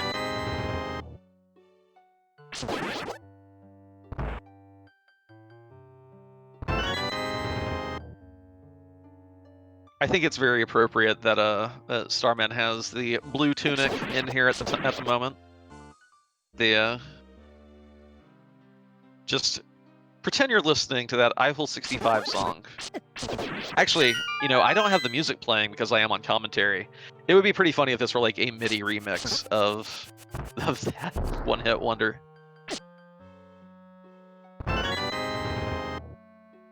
Dabba dee dabba da. Dabba dee dabba die, monster! You don't belong in this world.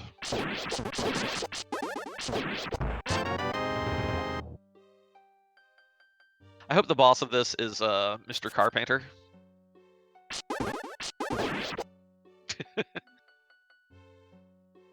Fire Vial. Oh, maybe the dungeon doesn't have tunes then. I know the overworld earlier Demi was mentioning has a lot of has a wide variety of MIDI versions of classic game tunes. It's a pretty stacked inventory. Oh my goodness.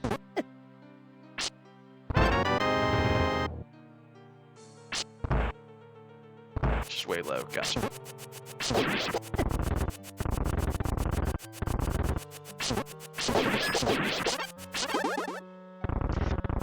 Oh, taking it over to Deep Blue something. Maybe the boss is a blue meanie from Yellow Submarine.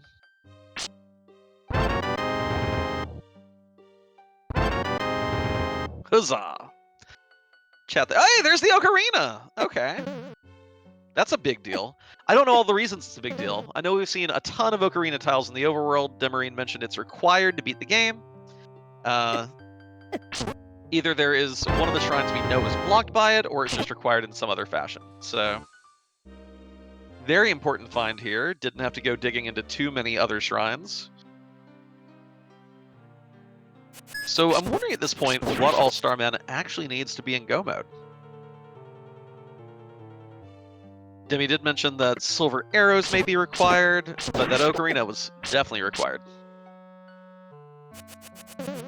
Oh, we found the power of music while I was gone? Clearly. Yeah, it's here in the Blue Shrine. Why is it called the Blue Shrine? What's this thing's gimmick?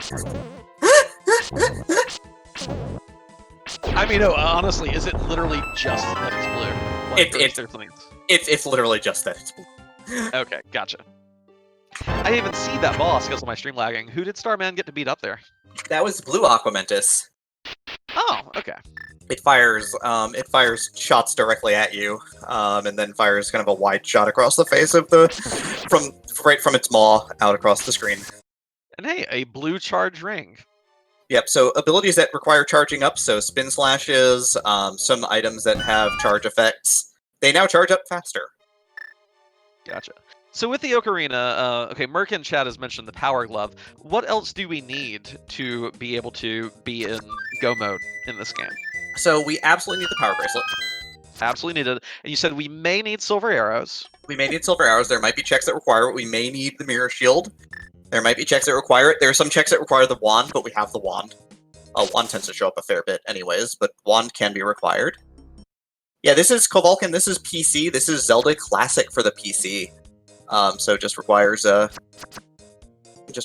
computer. But yeah, it's kind of NES SNES-ish, but it's a different engine. It's a rebuilt engine for its own program, basically.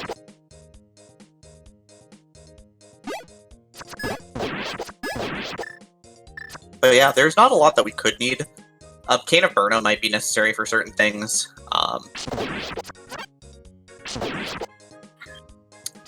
There's a website for it. Let me get a website out here.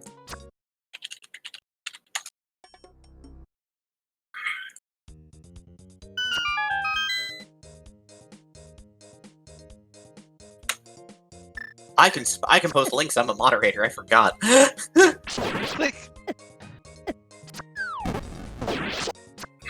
Yeah, but that's it. ZeldaClassic.com. So now, does this come with all the packages, or is this like the thing that runs it, and then you have to get the individual packages? This is the thing that runs it, and then the packages are out there as well. Gotcha. Cool. But yeah, this is where you get the actual engine itself.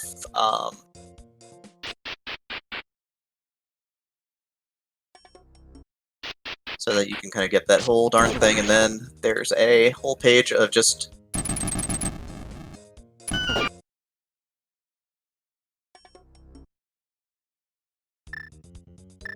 Ah, I see. Under resources, I'm guessing modules and quests are the two things to look for there. Yep.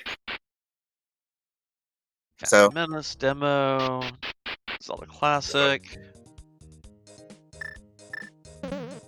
and somewhere under all of these, there's be Mirage Island. Yeah. Yeah, what's up? What'd you find? Oh no. No, this is bad. Go away. I hate this place. Oh, the special shrine? What makes it so special? You ever played Sonic 3? Yeah. Cool. This is the Sonic 3 shrine. The music is very bad. The conceit is you cannot touch the red orbs or you get sent back to the start of the dungeon. Also, listen to that. Also, just let's take a minute to be quiet. Let you listen to the music for a minute. Okay, I'll shush.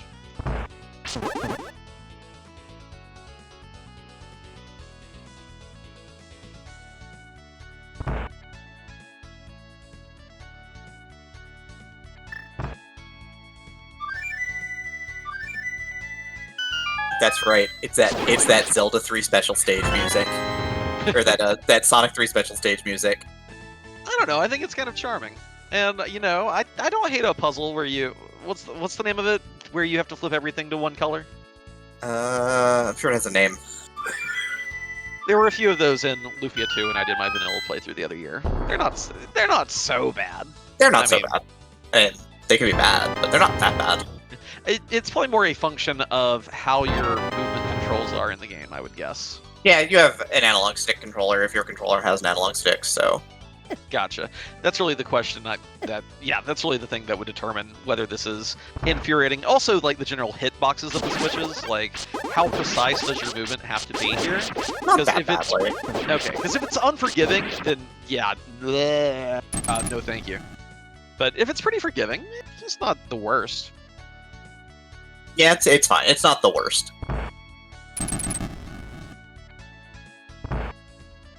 Ooh, the clever hookshot usage. I like. Yeah, you have to hookshot across there, otherwise you touch the red orbs and get sent back to start.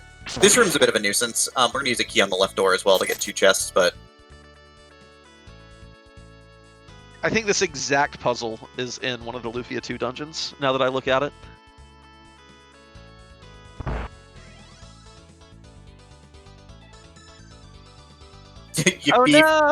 You can actually trick that there if you're fast enough. You can actually grab the orb that you made the mistake on there and still finish the puzzle. Like, you do have a moment to backtrack. The red orb doesn't spawn right away. So you can sort of snap yourself back to get there, but, like, it's not easy.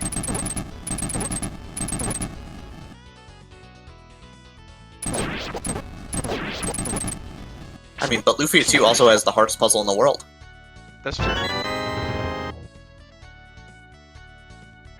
There was actually a weird little toy sold in like mall bookstores back in the early aughts called Rush Hour, and they had a similar one called Safari Rush Hour, which was that exact kind of puzzle, except it had little shapes that you put on your little grid board, and whichever way their bases were would determine how you can slide them, and your goal was to, get your vehicle through everything, whether it was, a mob of angry megafauna in or just coppers.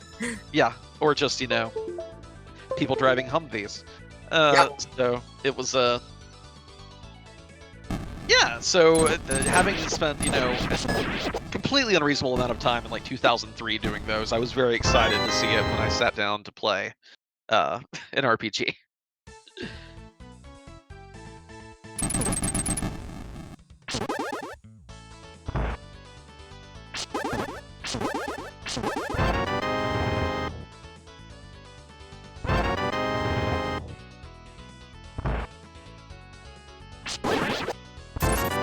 Red. What was it? I only saw the word red. What did we get there? I did not see that item either. I saw the fire rod that we got, which we don't really need, but yeah, I think we have quite a few other ways to burn things and melt things at this rate. But we got red. Hooray! I don't know if it might have been the red. It might have been the red whispering, which is really good because it now bubbles. You can just ignore bubbles. Oh, nice.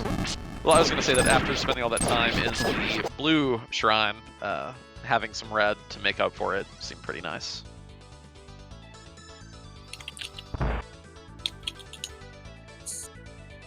So, yeah, so we got another one of these. And then again, we got a hook shot across here. Otherwise, you'll touch the orb. Cannot touch orb. So those enemies exploding, was that from the sword hit, or was that a function of the enemy? That's the function of the enemy. Those enemies are the exploding rats. Ah, gotcha, okay. There's Lantern, which just makes a tiny fire in front of you. I wish there were more things that used magic, and that I wish that magic were, like, more overpowered than it is. Like, magic's pretty weak in this, honestly. But yeah, you need to have your sword available there, so you need to have a way to nullify the bubble curse to get through there. And then here is one of the 86 versions of Argus that we will fight in this particular randomizer. Wait, 86 versions? So this is Crystal Argus, it seems. Yeah, there's a lot of different Arguses. Argai, if you will. Well, I don't know. I got nothing. I'm tired. Yeah, there's a lot of Argus in this. But yeah, we'll spin to win like this is Zelda 3, and then get our heart container and get out of this place forever, thank goodness. Red charge ring, even faster charge time. So now your spin slash charges up immediately. So now we're starting to put the tier 3 shrines to rest, though. I believe that was the second one, right? Yeah, and we got the power of music, which is great. Does the Ocarina get upgrades? No, the Ocarina does not get upgrades, sadly. Womp womp. It's not like the later Zelda games where you learn to play 17 different songs in your ocarina.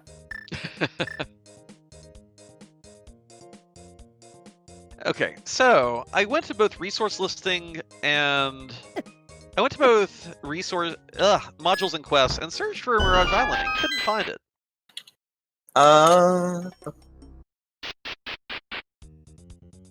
Maybe if I just Google Mirage Island. We could do this too, but yeah. That takes me to Bulbapedia. Generation 3... No, that's not right. Minus Pokemon.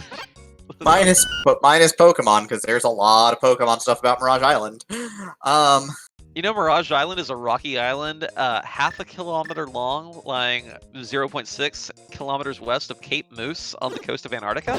I did not know that. I've learned something today. Oh wow! Okay, this is actually kind of.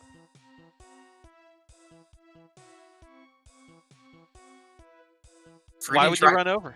Because it's very green, and it's a tier 1 shrine where we've already done a bunch of tier 3 shrines. Gotcha. So it was charted in 1950 by the French Antarctic Expedition, and so named by them because mirages were frequently observed in the vicinity of the island.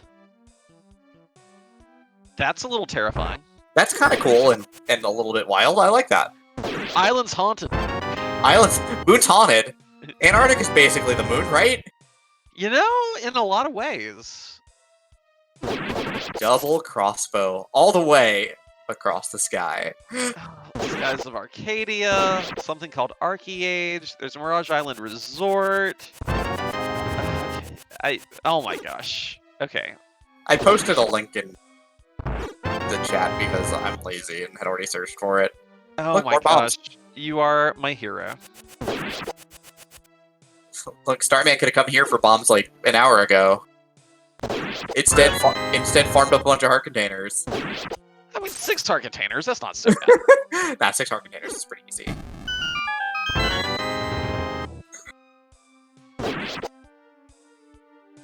Alright.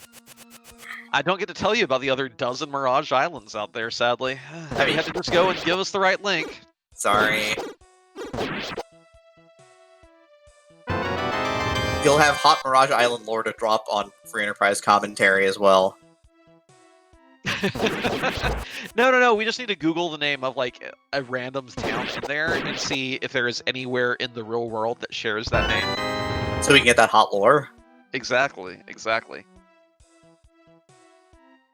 It's important. Have to have the lore. I mean, Troya is literally just Troy, so I'll just read the entirety of the Iliad. Next Free Enterprise.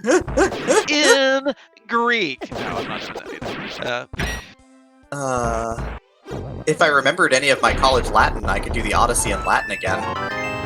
It's so weird to me that people still like. So there's still like a like. Is there still a major called Classics? Like there is, isn't there? That's so weird. Like. Yeah, there sure is. There's the gold critical ring again. Even the rings have upgrades, so now you have a good crit rate as opposed to a bad crit rate. Everyone I ever met who majored in classics, they seem to like. Okay, I'm gonna make harsh generalizations now about classics majors. So if anyone in here is a classics major, feel free to correct me. But basically, they seem to follow into like 2 main groups. Just really ridiculously nerdy people who are double majoring in English, really. And then there are the people who are weird, like. Western ethnocentralists, like the supremacy of, you know, the Anglo-American European history. Like, there's nothing in between. You have the lit nerds, and then you have the creepy people who you don't like that they're going to end up being lawyers. These are I've not met anyone who didn't fall into one of those 2 categories. Okay. That is true, honestly. I know all the classics majors I knew were major nerds because, you know, they weren't just there for being major nerds, they were hiding the other half of it from me. But yeah, we also got the Hurricane Spin Scroll, which lets you spin a lot. It uses up a small amount of magic, but you spin like for a while. It's great. Can we petition Starman to illustrate this? I just want to see Sword go spinny.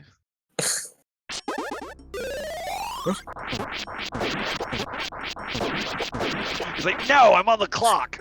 Or, pardon me, they're like, no. Nope. No, do it. Oh, Yeah. yeah. Oh my god. This is. I love it. I love it. Can you make that a starting item? I just want to go around like. I just want to make Link so dizzy he throws up. Is that too much to ask? Hi-ya-ya!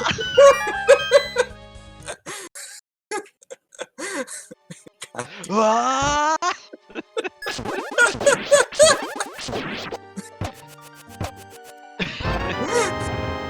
This has gone places.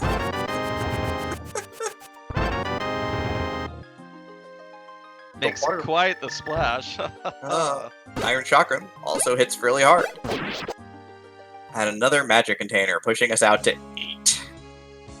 Upgraded Water Bolt, when it hits, it explodes in 4 directions, and hurts more.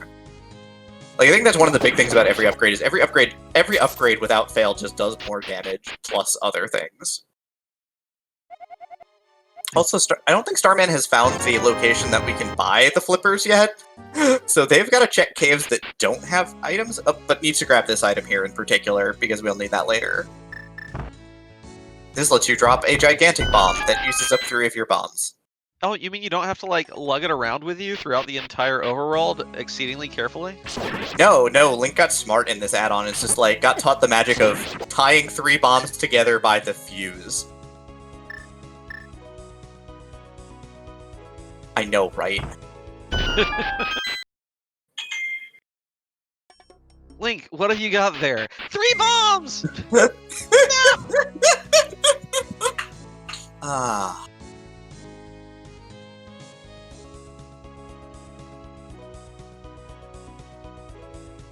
Okay. Alright, everybody, so we're gonna take a moment here due to minor stream difficulties, and we're just gonna quickly restart the stream. It'll be just a moment. So we're going to have marginal technical difficulties while we... No, and I'm just good at, being a dingus, which I think is why you wanted someone who didn't know the game, right? Hey! Hey!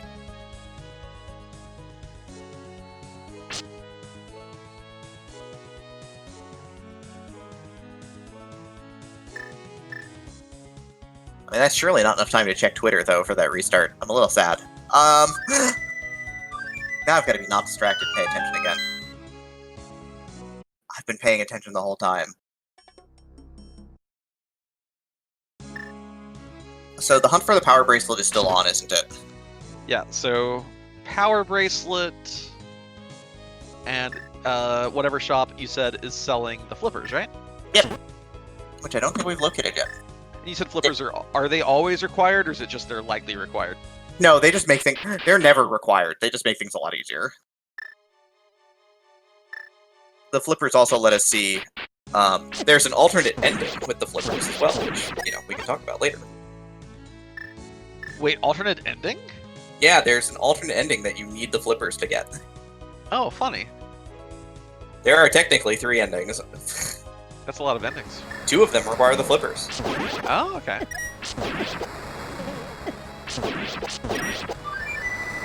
There's the bad ending, and the other bad ending. So all 3 are pretty bad? You may be asking yourself where the good ending is. Coming in a future patch. It's in Link's Awakening. Ah, gotcha.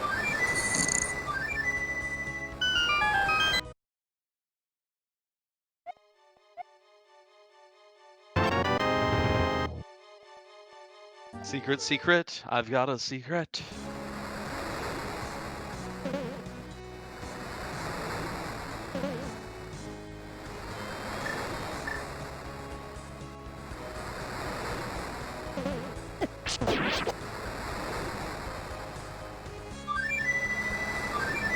So so the flippers, are they always in a shop, or could they be in one of these dungeons? So they are in a specific shop that takes your ancient statues in exchange for the flippers. Oh, gotcha. The difficult thing is, of course, the flippers will be in a location that have an item, which is useful for finding the location, because that particular cave has an item in it as well that you can get with the hookshot. So I noticed earlier we were doing a lot more quick swapping. I'm guessing there's like L and R functionality for that, or select or something. Yeah, for both slots, but we also now have 86 weapons. Yeah, that's what I was gonna say. But I see now that you definitely get you get overloaded a little bit, and at that point it's time to start menuing, huh? Yes, at that point it is time to start menuing, absolutely.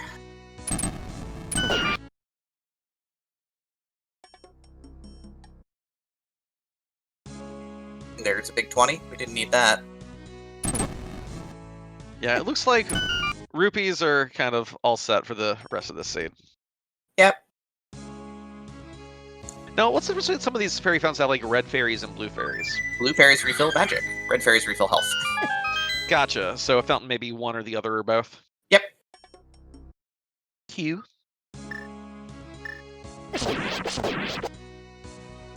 So when is there going to be a multi-world version of this? I don't know. We'd have to probably ask the creator if they would ever do multi-world of this. Also, if multi-world's the thing that you could do through Zelda Classic or not, which I don't know. Dang. They'll make anything multi-world these days, won't they? I mean, who would have thought that playing games with friends in a collaborative setting would be so enjoyable? Whose idea was that anyway? Man, that probably goes back to the 80s, I'm not gonna lie. Now I just want to play Nidhogg 2. You know, I own that, but I've not really gotten into it because it's a game that I don't like playing over the internet. And the last person I played live with was before Nidhogg 2, so we were just doing Nidhogg. Hey, that's a boss in a cave. What is this?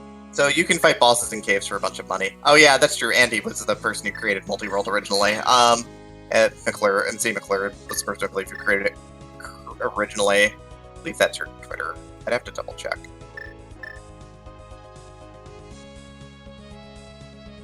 But yeah, created Zelda Multi-World as a Well, I concept. didn't necessarily mean multi-worlds. I know, just the concept of playing games together with your friends. I mean, I've only been doing that since, forever. Yeah. Imagine having friends who play video games. Thank you, Like- internet. Like the concept of hot seat video games, is the concept of hot seat video games has been around for a very long time. Can I unironically say that I got like a small little corrupted core of me got so angry in high school when I learned that some people I went to middle school with who had picked on me for playing video games were themselves avid video game players. I hate I'm that. like, you hypocritical. Alright, well we found the shop that has the flippers. Ooh, there are other artifacts too. Yep. So there's a bomb upgrade, a arrows upgrade, and a magic upgrade.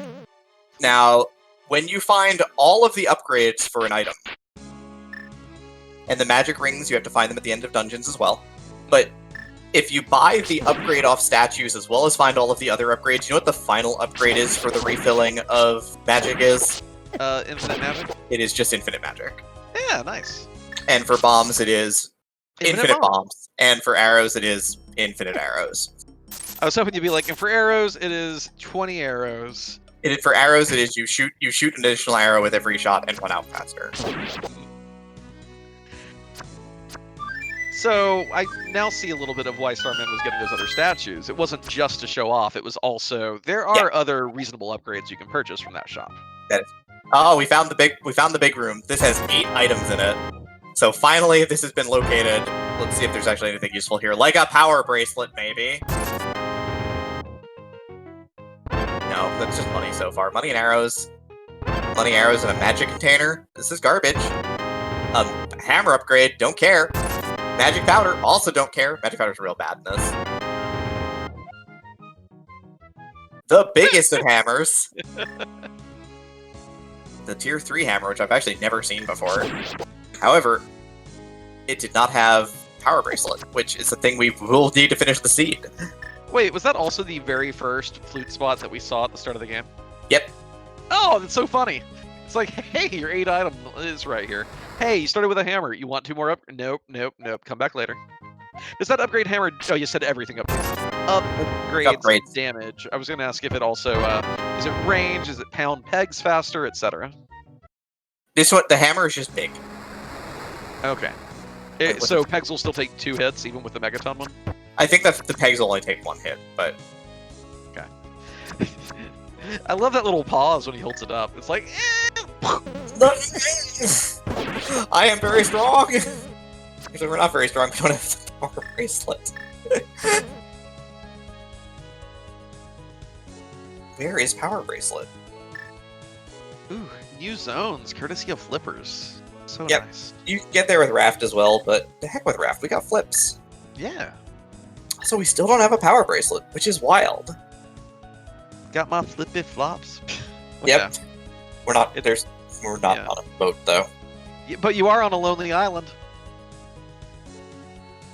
Nice. Good pickup on that one. 10 out of 10. Yeah. Hey. Got there.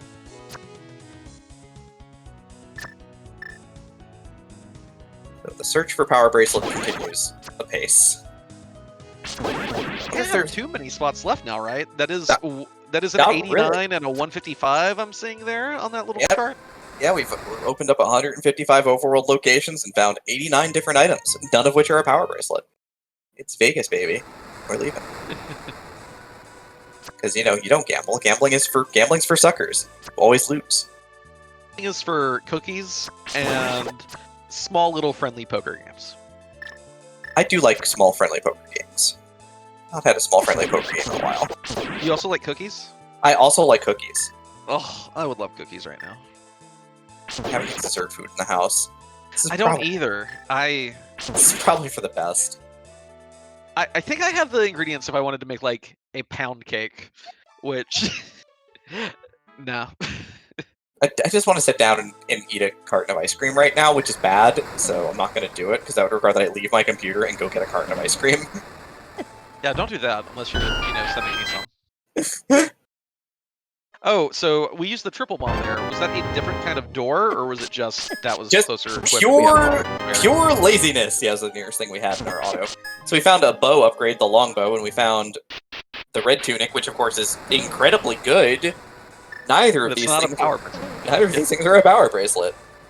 Oh, so just 3 tunics here, or do the tunics also have even more upgrades? So when you add more items, there's a chance that there's 3 tunics and that it goes take half damage, take a third damage, and then take a quarter damage. But you need to have a lot of items for that to happen. Gotcha. What was that? Was that like a great fairy fountain for upgrade? Nope. Oh no, that's a 4. I see. That's a tier 4 shrine. Gotcha. That's 10 rupees. It's not a power bracelet. Like literally everything at this point is either power bracelet or not power bracelet. We're in the false power bracelet binary. The level 5 tunic is just invincibility. And I think that this is the extent of tunics. So yeah, we're still looking for muscles.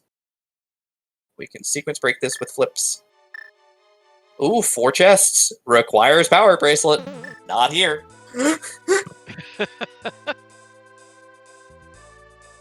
Starman the seed is given, even knowing where all the item locations are, the seed is in the process of giving Starman the business.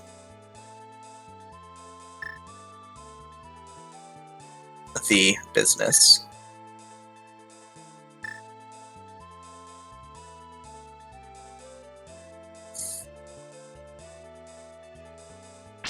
Big island.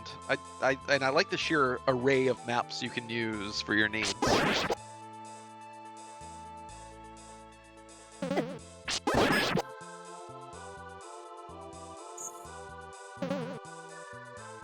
So just at this point, scouring the land to find that whatever those remaining things. Well, yeah, not seeing words. How do words? How do I words? And yes, Audibit, this is probably searching for friends. That is part of the overworld music shuffle.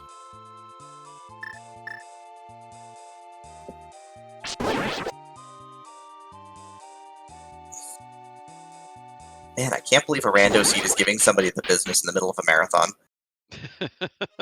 This has never happened before. I mean, there was some other kinds of generosity. Ooh, silvers. Yep, the silver hours are the only tier 3 upgrade that give you the hint that you can use them on eye statues, which is a little annoying. So, the only things... So, correct me if I'm wrong. Power Bracelet required.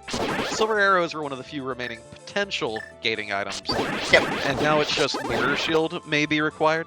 Yeah, but it's like seeing Angel Shrine. I don't remember if you need Mirror Shield for Angel Shrine, but it's real helpful. You know what Angel Shrine is full of? That's right. The Angels of Zelda themselves. Wizrobes. Excellent. New kinds of Wizrobes too. New exciting Wizrobes that you'll be very excited to see.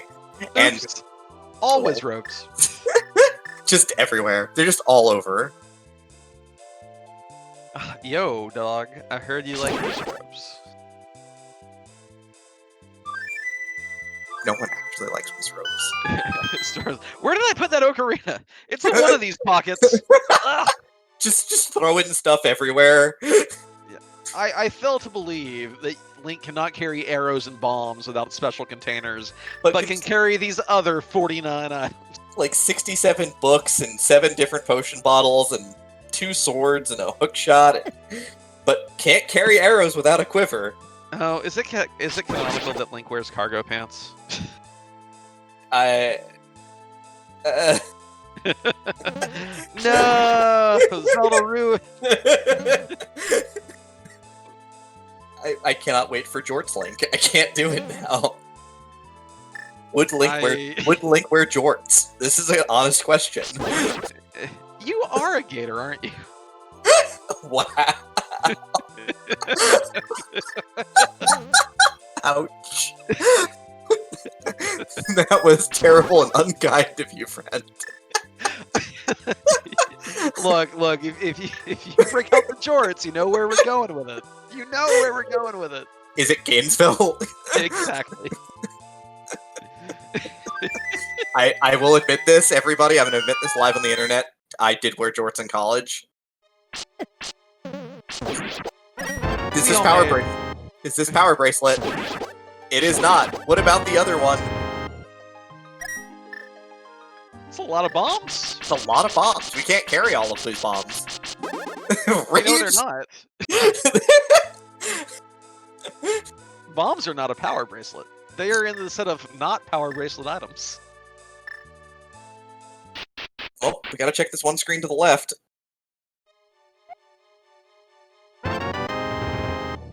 Gonna grab another blue potion while we're here because we need more drinking. We need more fluids. Gotta stay hydrated, everybody, out there on this Death Mountain. This one requires a power bracelet.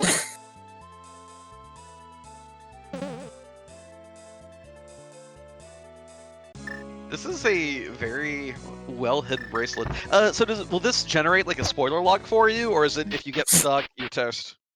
No, there's no spoiler logs. If you're stuck, you're stuck. Yeah, just curious. Look, Ooh. red potion requires power bracelet.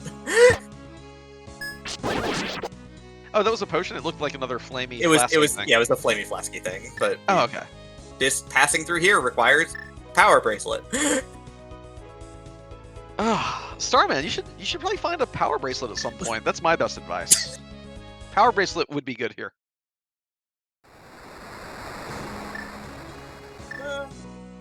As we push on to 2 hours and the seed becomes more and more cursed. I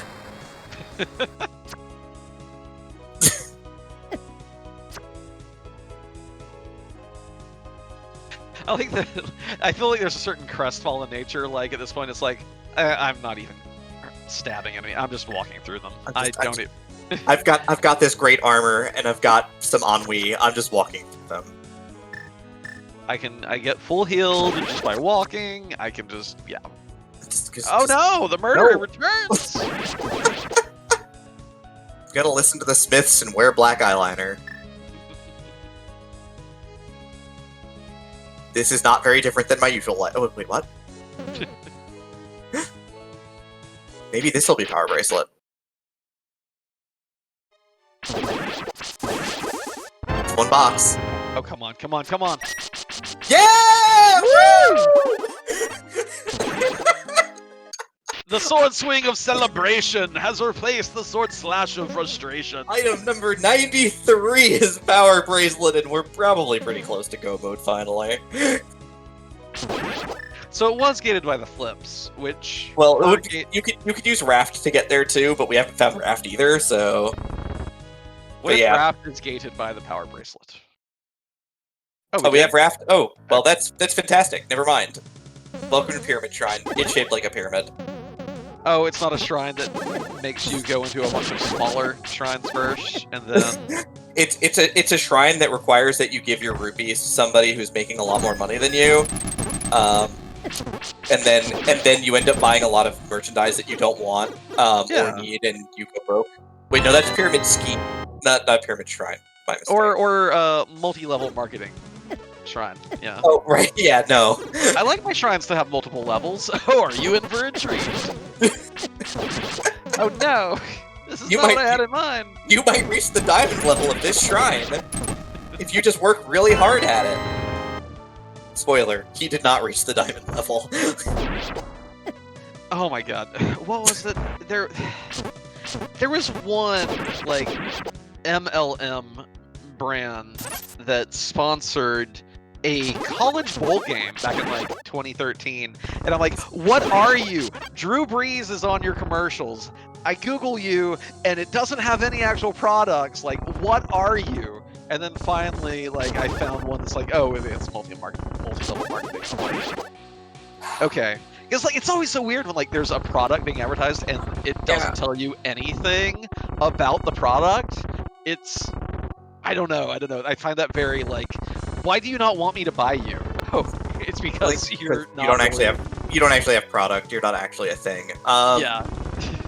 Yeah. No. Multi-level marketing is really bad. I just remember when I was working my last job in my last city that I knew a bunch of people that worked in my call center who also got into doing one of those MLMs. Not going to say which one. They're all bad. Oh yeah, I had a bunch of friends in undergrad who did the Cutco knives for a bit, which really sharp knives, at least when you first get them. Yeah, they're actually really bad knives. Yeah, it's a very weird like summer job kind of thing for a lot of college kids, but at least I guess in that form you're not making a lifestyle out of it. It's like, I just need some drinking money for the summer, Yeah, that's fair. I do want to buy a couple of new knives now that you remind me of that, is that I do want to pick up a couple of knives for my kitchen. I have one of those, like, the relatively reasonably priced Victorinox ones that a lot of people recommend. And my brother-in-law knows how to, like, he has the whetstone and like he knows how to sharpen knives. So whenever mine gets dull, like from doing like too many sweet potatoes or something in autumn, all of a sudden he's like, hey, do you need that sharpened? I'm like, yes, please. Yeah, I end up, when I first moved in with my fiance about a year, it was actually almost, a year and a half ago now? A little bit more than a year and a half ago now. One of the things that she did not have in her kitchen, which threw me off to no end, was a good 8-inch chef's knife. You don't need a lot of things in the kitchen, but you do need a really sharp sword. I mean, an 8-inch chef's knife. Look at the lesbian kitchen. Let's be real for a minute. Oh yeah, I'm like, what is a lesbian kitchen without it being a sword lesbian kitchen, right? Right. So I ended up picking up for the house a like $115 J.A. Hinkle's chef's knife. Nice. And there's power bracelet number 2 behind power bracelet number 1. Hooray, we did it. Now we have big pushing power, so now it's never gonna be a problem. But yeah, so now I bought. Man, can push it real good. Ba ba da ba ba da. But dun dun dun dun.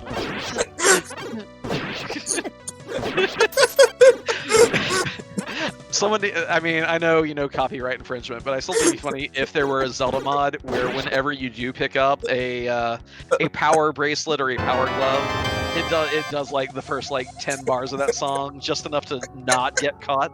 That would be pretty amazing, actually. I gotta make a ROM hack. Be right back. Be right back. Hacking MIDI audio. I'll get Calamity to help me out. Here we go.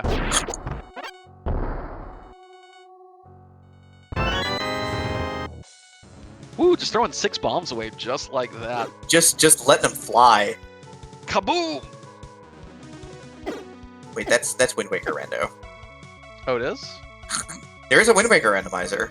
No, man, no, there is. I just didn't know what Kaboom had to do with it. Wasn't Kaboom also another Billy Mays product? Yeah, it was. Okay.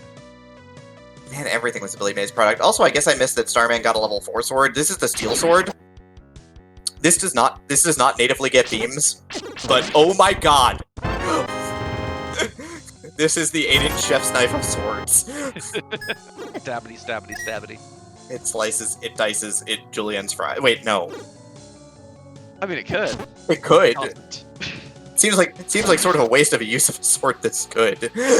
So it doesn't get normal beams. Does it still get your critical health beams? It does get your critical health beams, yes. Oh, gotcha. So just run into these whiz robes like a dozen times. And... Just face tank, right? Yeah. Needless to say, you don't need beams with this thing.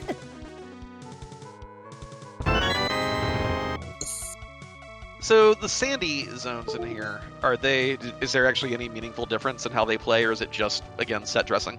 It's set dressing. Before you were able to walk through this room, but you pull a switch and then the sand fills up the rooms. Oh, gotcha. Oh, it's like that spiky room there will probably end up. Well, I don't know if that one will, but most of them do. That one I Gotcha. think you can get to from the middle. So from the middle. Gotcha. Samaria's in this game. Okay. yeah, and Mirror Shield is out there still. So your normal shield will block those beams, so I'm guessing Mirror Shield will bounce them right back out the butt heads. Yep. Nice.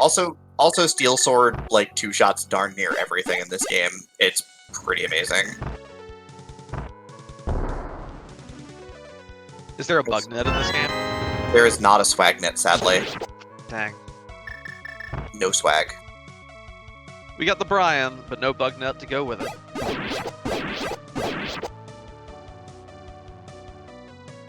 Bugnet Brian is the name that the people I play SMZ3R with on the regular. We've assigned that to the sick kid. That's Bugnet Brian. It's also his blue cane. So that's Bugnet Brian. Good old Bugnet Brian. That's fair. I just like alliteration. Also fair. So these are redeads basically. But again, even if we get grabbed, the Steel Sword does like 80 trillion damage. And this is a switch that we actually do need the Silver Arrows for. You cannot finish Pyramid Shrine without it. Oh, nice.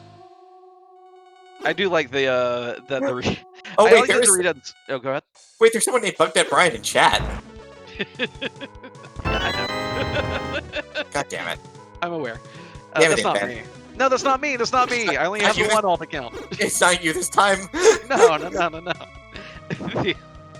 Wait, does Bugnet Brian play Z3? Does Bugnet Brian do multi-world with you? I'm confused now. Now I'm lost. Yes. Damn it. What was happening? There's a video game being played, isn't there? There's a Goma on the screen. Guess what you killed Goma with? Not the Steel Sword. Yeah, sadly not the Steel Sword. Oh, I was gonna say, oh yeah, the redeads. I do like that the redeads can still, like, you don't freeze and are paralyzed while they're, chomping on you. You can actually hit them, which kind of makes the Steel Sword. But it's like, I didn't have sword beams anyway. Get over here. Come on, I'm waiting for you. With the red armor, they don't do that much damage, but they rip through you at like a heart a second otherwise. So if you have like a bad sword and you're fighting them, you'll just die. If you make a mistake and get grabbed, you're just dead.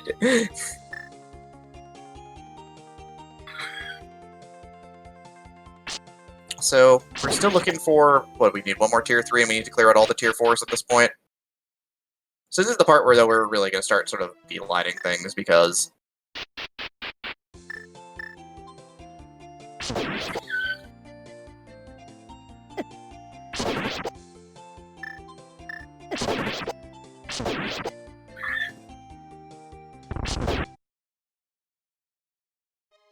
But again, did mention that Samaria may end up being required and Mirror Shield may end up being required. Like, is that just there are certain specific dungeons that require those, and that's what we're worried about?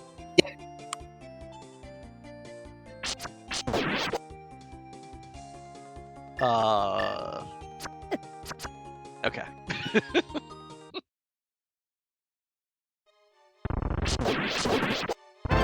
So my next curiosity, which will confirm, or at least get some inclination of when Demi's back, is oh, okay. So of the dungeons like how many of them would require the Mirror Shield? How many of them would require Samaria? Because you mentioned there's the big pool they're drawn from. So like, do you have like a probability idea of how many there are that we could like get a... I think there's only like the problem is that like I don't know all of the possible Elder Shrines that pop as well, but I've not seen a Samaria required seed yet at all, and I know Mirror Shield is. I think we have Angel Shrine. I don't remember if Mirror Shield's not required for that. Mirror Shield would only be required for a tier 3 or 4 shrine, however. Gotcha. Okay, cool. Thank you. But I guess we're gonna get this fire flask. Apparently, science. Science is very, very flammable. Why are we setting science on fire? I mean...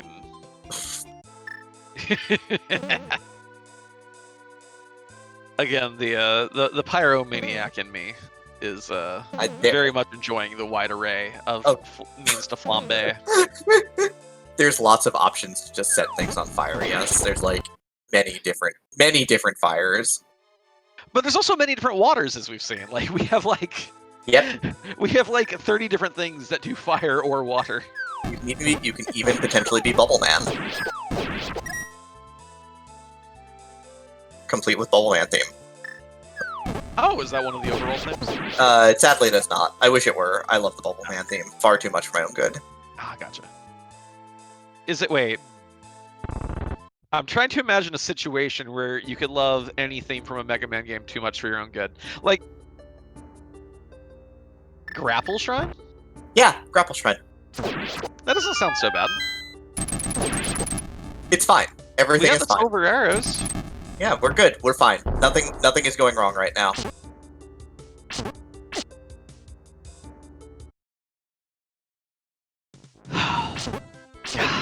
I love. Oh, the yeah. I just couldn't finish undergrad. My love for the Mega Man 2 bubble theme just ruined everything. I don't know how that would work, but I don't know how that would work either. oh, this is so. Oh, it's so little shrine. Wait, when Yeah. did that change? So this shrine just sort of messes with you. It shows you as one thing, and then it becomes the so little shrine when you actually leave it, or when you get through the room, the dark room there. Oh, okay. This room, it helps to have the lens of truth because you need to remember what these doors require to open them. Uh-huh. Needless to say, So why is it called so little then? I don't know. This one doesn't make sense. It's really pretty though. I like all the rainbow bubbles. Yeah, you're supposed to have lens of truth for this because it will show you how to open the doors, Or you could just no. or you can just space tank it.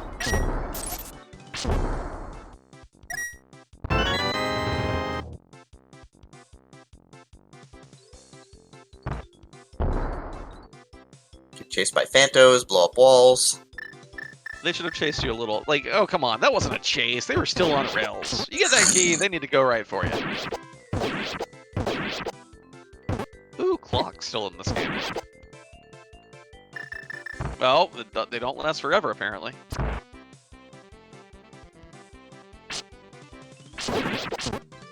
No, they don't. That's the interesting thing, is they only last for a couple seconds.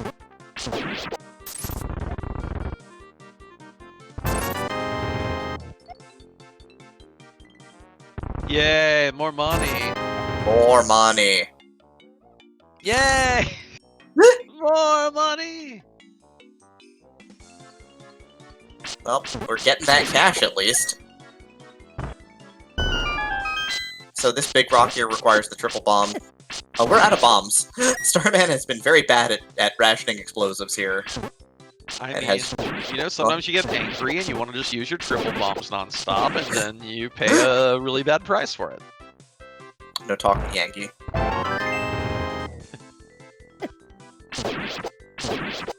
On the right side, didn't earlier we see a 13 heart item? Did Starman already grab that? Because I see we're at 14 hearts now. That seems pretty nice. Yeah, that was the level 3 wand, which they have not gotten yet. Ooh. I would know if they've gotten it because they would be using it 100% of the time.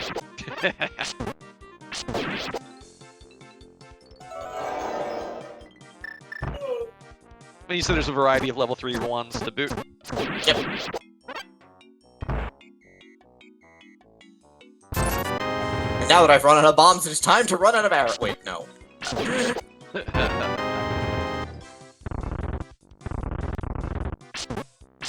When you can tie 3 bombs together, everything looks like a bombable object. You're not wrong. Oh, we got bombs. Maybe we'll use them more judiciously this time. Going right for the triples. Well, you need a triple to open that door. Oh, okay. Yeah. I Also, just love that times so well with use them more judiciously. Nope. well, that one requires it. You can see in this room that there are some raised floor tiles in here. Don't step on them, right? Correct. Except the times when you were supposed to step on them. Correct. Then do it. Thankfully, we don't need the chest that's behind that bomb wall because it's just the map.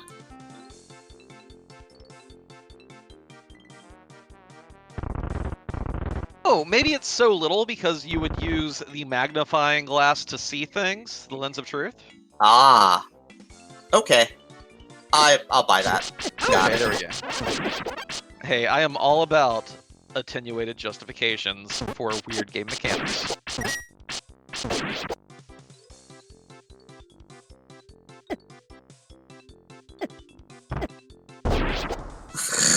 Where are my regular bombs? How do I untie these? Can you even use the big one if you're down to fewer than 3? You need to have 3 to use it.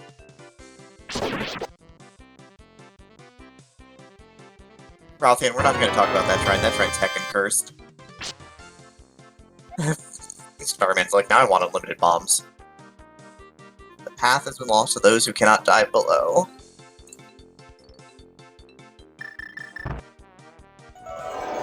Alright, but yeah, we're sort of making good progress here. That requires an arrow, thankfully, and not a bombs. Especially as we have 0 bombs again.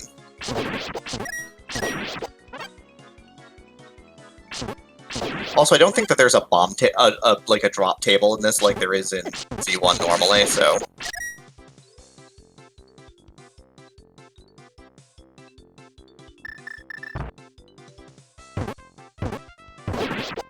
Also, one of the neatest things about this is that if you hit a Dark Nut in the face with the hammer, you break their shield. Oh, that's cool. It is super useful.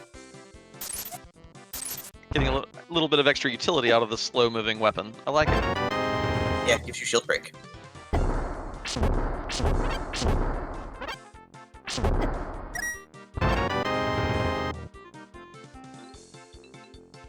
We got arrows. We got plenty of arrows now. 80 of them.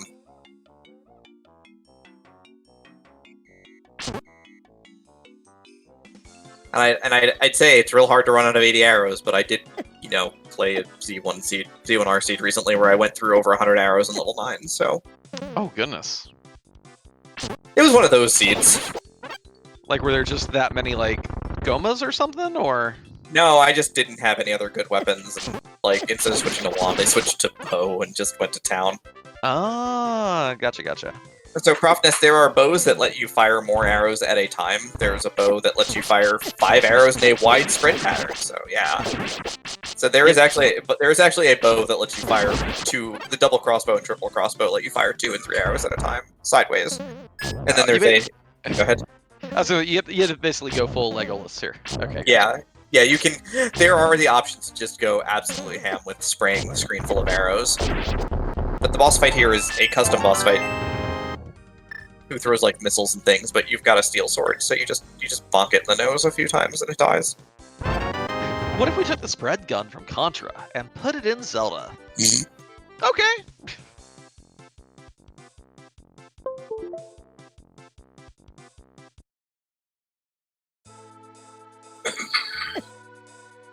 Then you get Linkle, and Linkle is rad.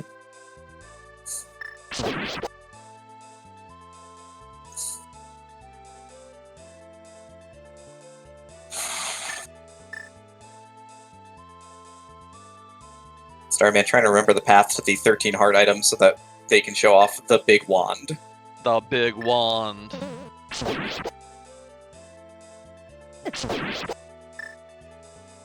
And then, how many more shrines? Shrines? Yeah, I see that 1 tier 4 on this map, but I know that's not the full area. I think there might, if there's another one, there might be 1 on the other map, and then there's Elder Shrines. So we're either 2 or 3 shrines away from completion at this point. Excellent.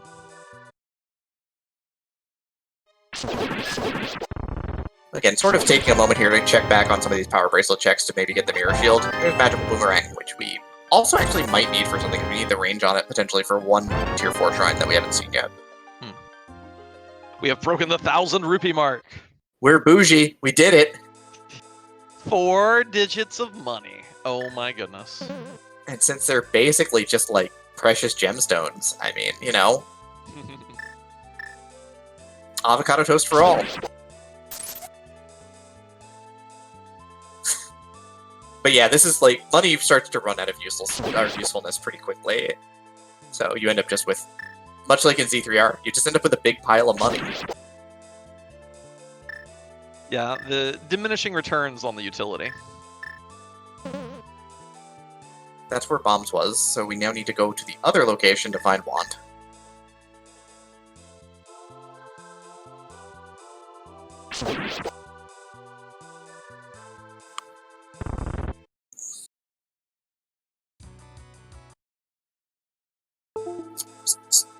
Ooh. Starman is now very unhappy. Strawberry Shrine does require Mirror Shield to get to the boss.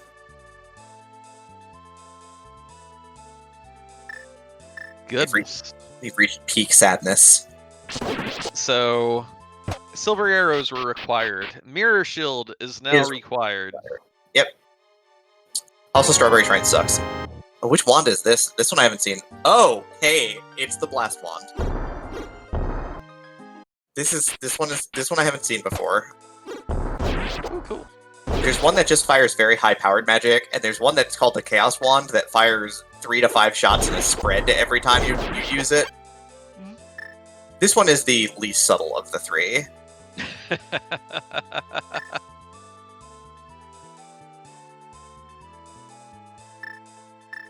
It is a wand that fires bombs. Does it break walls? It will break walls, yes. You can't really use it for overworld walls because it will travel to the edge of the screen, but all dungeon walls are at the edge of the screen, so yes, you can use this to break walls. Also, it does a boatload of damage. Yeah, I see the even with that steel sword. Nope, that has been put away. No, we're done. Yeah, no, we're gonna fire bombs everything because why would you not? Mm.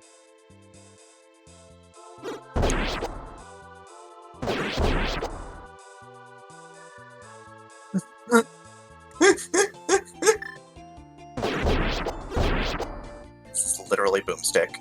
We're boomsticking it. Just explosions everywhere. Big money. And 5 arrows. Alright, chat, we're at 75 of 91 overworld items. Get your guesses in on how high this ticker will go up before we find the required mirror shield. It's like the big chest guessing game from Z3R, except it's somewhat meaner. We're going into Lonely Shrine, though, because this makes a lot more sense. So Lonely Shrine requires that you be able to, again, nullify bubble curses, because otherwise you have to get through all of these rooms without ever getting touched by a red bubble.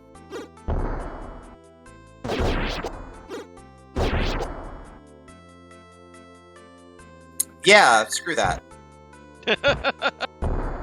Doing things as intended. Shaw. Oh, hey, so another question about the explosive one. Does that pretty much alleviate the need for bombs except the triple bomb? Correct. Wow, that would have been real handy to have before that last dungeon where we ran out of bombs.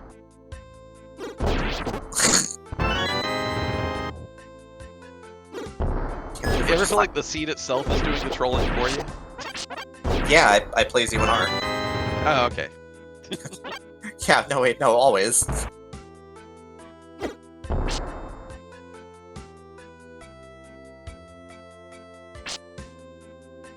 So there's the boss door. Why? Even with the Megaton Hammer, those require 2 peg swing. Why? Why, game? Why do you do this?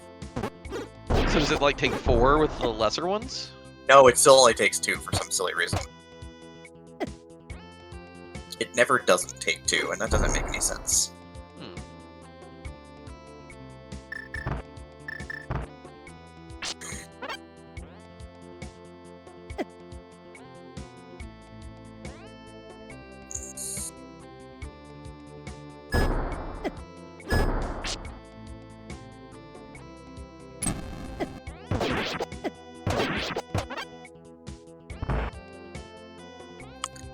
Time to get very angry.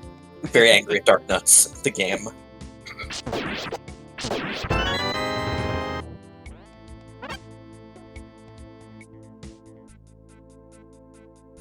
So, Lonely Shrine. Why is it called that again? Because one path you lose your weapons, and the other path you lose all of your, or you lose your sword, and the other path you lose all your special weapons. So you are left alone from half of your options. Gotcha. Okay.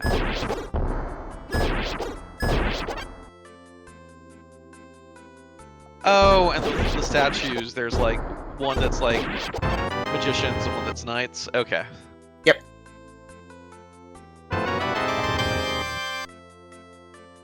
And yeah, the actual theme for Lonely Shrine is You Are Not Alone from Final Fantasy IX. It's a really bad remix of it because, you know, MIDI and all, but hey.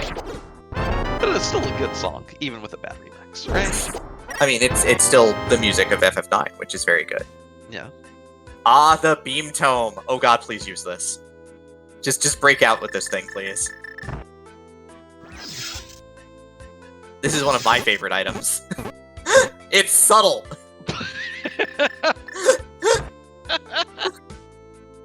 It also drains your magic like nobody's business. Kamehameha! And then you leave a hole in the world.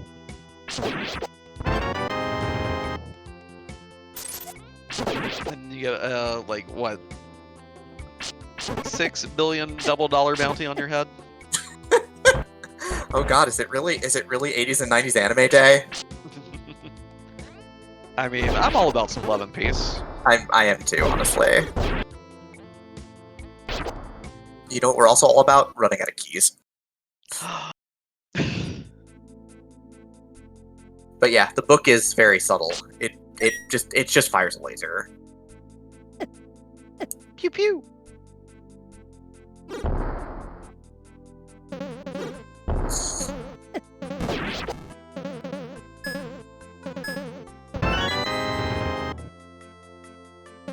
There's a key. And now we get to go all the way back around? I mean, we'll go this way this time, but yeah. Oh, okay. Gotcha. We're going to use our bomb wand to blow up these skeletons. Or skeletons. They were having such a great day before today. And now they've exploded, like everything else in this game. Alright, now we have all the keys that we need.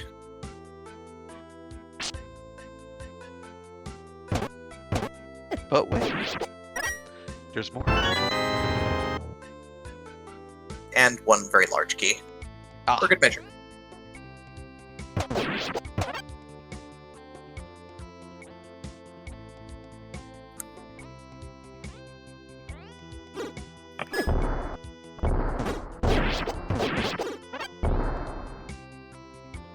So if you wanted to, you could customize this and do like a seed with like only 2 shrines at each tier, right?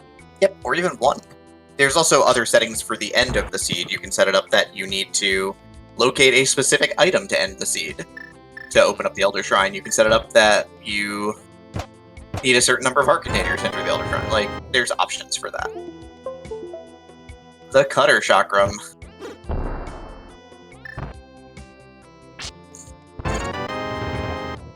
It's wild that you get all these weapons and everything. There's Samaria, but no Mirror Shield here. Mm.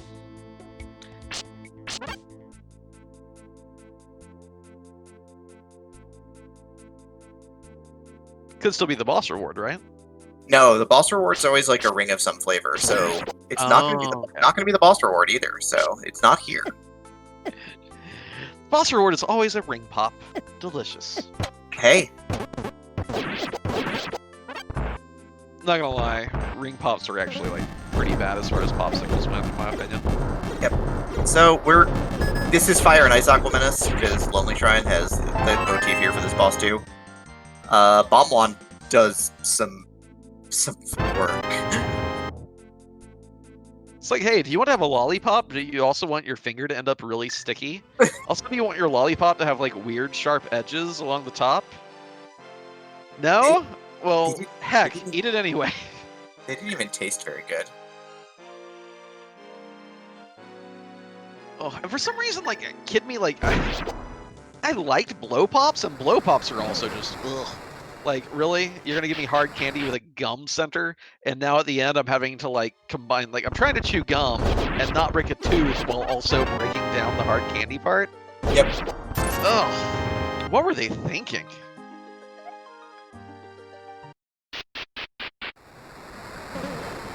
I don't know what they were thinking. Obviously not very much.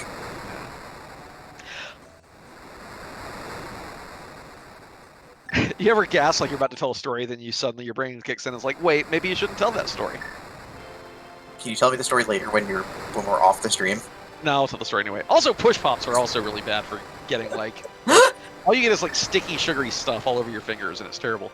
No, like as a kid, when I would get a loose tooth, one of my favorite ways to like help work it the other way was to get a Jolly Rancher and like melt it down a little bit and like use that like hard thing, because that way you have like a nice little wedge or something hard in your mouth that you can wiggle the already loose tooth back and forth on, rather than wiggling it on another tooth that may not be loose yet. So Jolly Ranchers actually contributed to me losing a few of my baby teeth in a good way.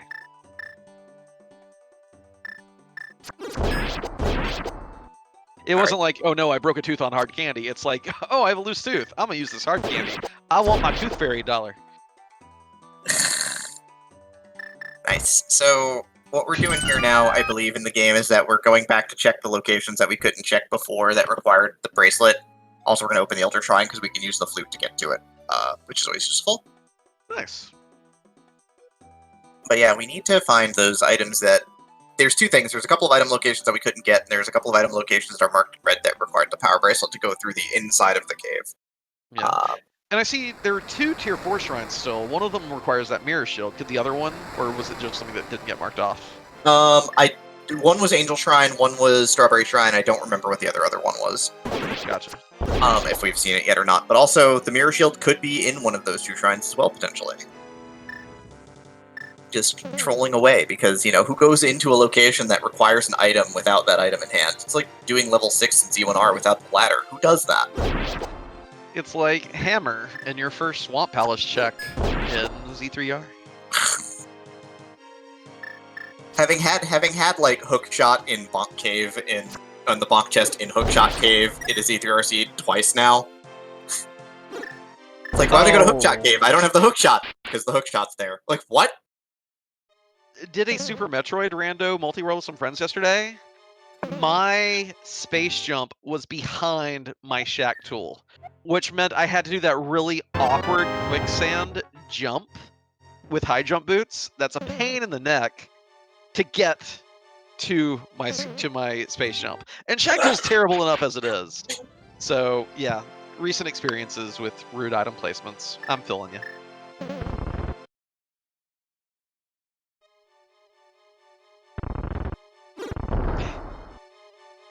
I like to imagine that's the square root of -1 bombs. Although that would just be a lowercase I, not a capital one. I know. I have mathed once or twice. Yeah. The other item that Starman just got was, I believe, infinite bombs. Yeah. Well, that's the I joke. Yeah. So now we have become as powerful as we can be. Well, maybe with that attitude.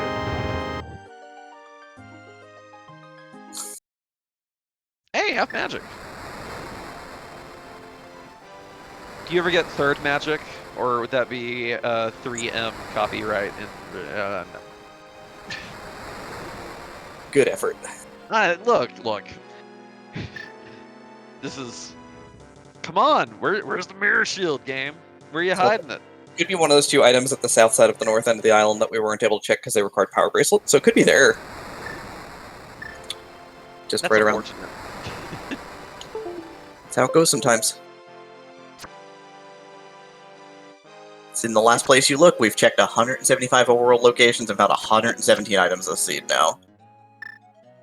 What is a more typical clear percent? Like, what numbers have you been looking at on these flags when you've practiced? This is about right. This is about where I've been with and had go mode and been comfortably equipped. I'd have to check my stream log from last time, but I'm not sure where we're going at this point.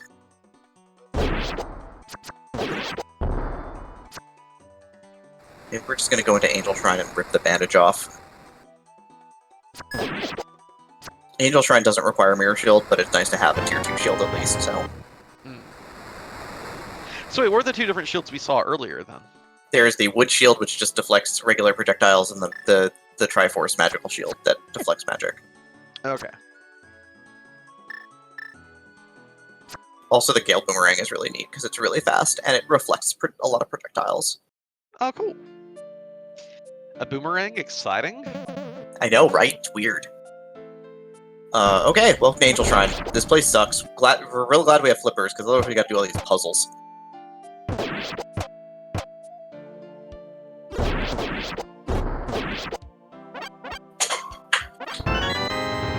Pew pew. Or are these just invisible statues that block your way until you touch them? Is that all that's happening with these? Yep, you can't see them until you walk into them, and then they block your path. That Yay! seems rather annoying. Like, Like, I would dare say that invisible paths are, like, invisible blockades are less annoying than that, but, I mean, these may be, I don't know. The merits of game design and randomizers. Angel Island Zone. Does this play Sonic 3 music too? I don't remember. I sure hope not. I mean, what?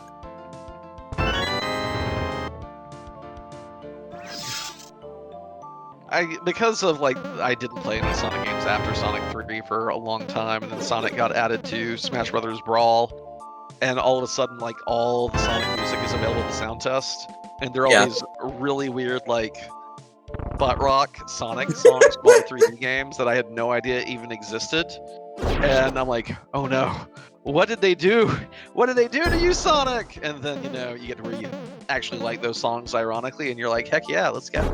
I mean, Sonic music is fine. I like to make fun of Sonic 3 because it's just Sonic 3. Also, the whiz ropes in this dungeon, they fire in all directions at the same time. They suck a lot. And then there's this room with Fastball Masters. Fastball Masters are exactly as bad as you think they are.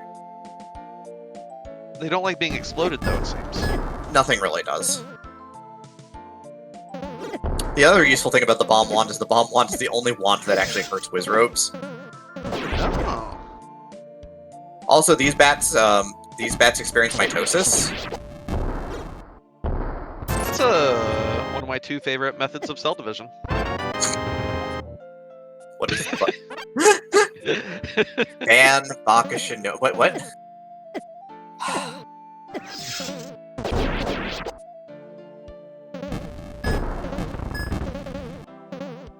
Hi, friend. I mean, Escape from the City is great.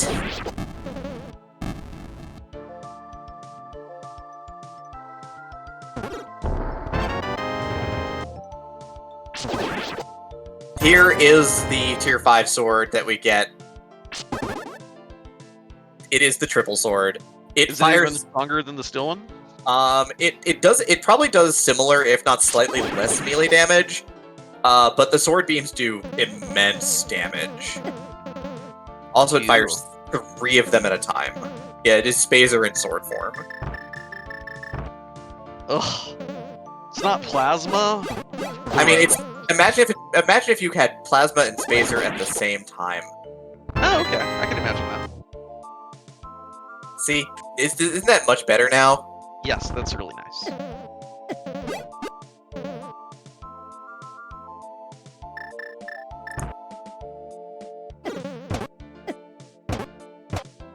Also, it has sword beams basically all the time.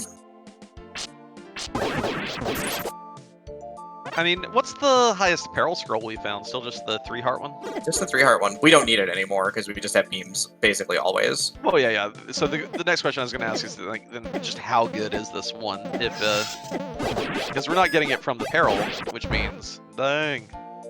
Yeah, this sword is really like the tier 5 swords are all. Wait, did we not get beam? Okay, we don't even lose beams. Like the tier 5 swords are just silly. What are some of the other tier 5s that will not be appearing in this scene? There is a upgraded melee sword. Okay, that just one-shots everything, but no beams until you're perilled. Yeah, basically. And then there's crossbeams, which is the Stalfo sword, which fires beams in 4 directions instead.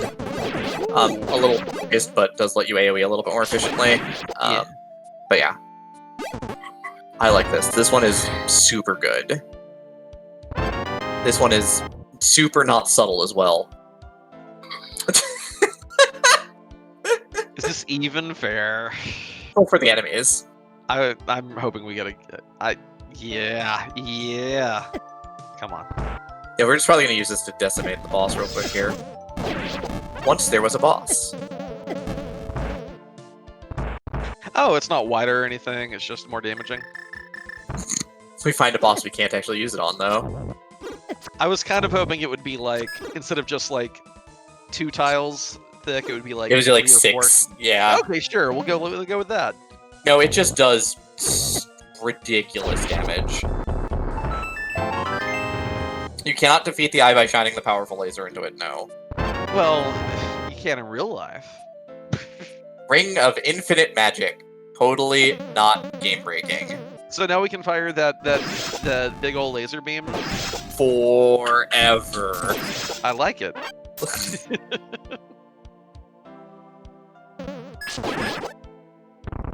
Now we are as gods. Ye shall be as gods. Ye shall be as gods. Ye shall be. Okay. I could unironically like repeat that for like 15 minutes if I wanted to. But... Yes, but then eventually I would tell you that this cannot continue. Yeah. Maybe once we get a Xenogears randomizer up in here.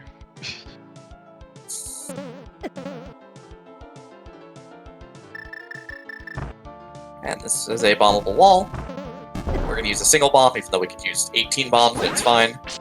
We could use a magic wand that goes boom. Like, this year has just given us lots of ways to make things explode. And burn them. And then put the fire out. Yeah. Yeah, still not a mirror shield, but hey, Angel Shrine is destroyed. Run, or you'll be well done. So as you can kind of see, yeah, this is the part where we're like, you can get, if you know what you're doing, we can get severely overpowered. That's my favorite kind of overpowered. The flamethrower rod does not have any larger range. Oh, jeez. I just can't get over the laser beam. It's just like... We found some eyeballs that can be killed by firing it into them. And the rest of the body as well.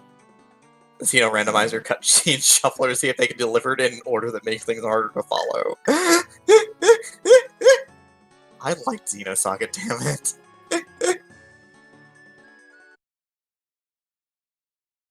I mean, I told you this the other week, but I got to the first place you can play the card game in Xenosaga 1, and then I played it for like 20 hours and forgot what the story was and quit the game.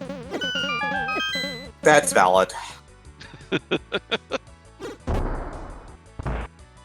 Well, we're almost done, right? We really do just need to find a mirror shield.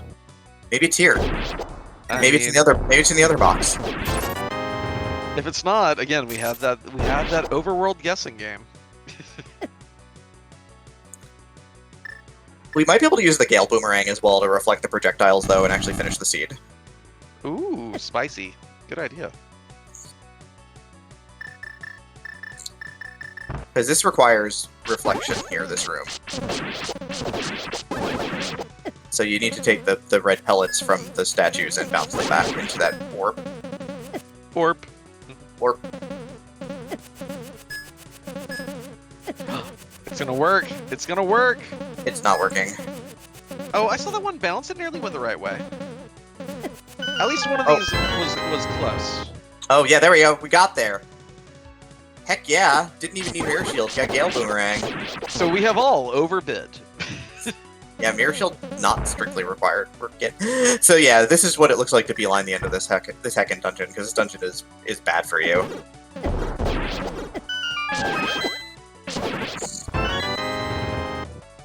Another one I mean, you've basically hundoed at this point, so...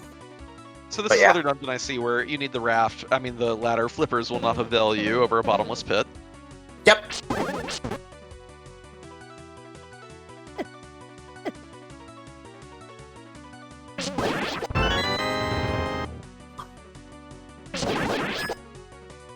Prof Ness, when you said Blade 2, I thought you meant the Wesley Snipes vampire superhero movie, and I got really excited. I'm like, wait, which trilogy? Oh yeah, we were just talking about Xenosaga. I believe it was Blade 2 that had that one of the best lines in cinema, which is some Leapers always trying to ice skate uphill. What a good movie. It's such a good line. Like, I don't know who wrote that, but that one's great. Oh, that was the first one, Charlock? Dang. Okay. Well, I take it back. I'm sorry. That's fine. Still a good line. Still a good line from a good movie. All right.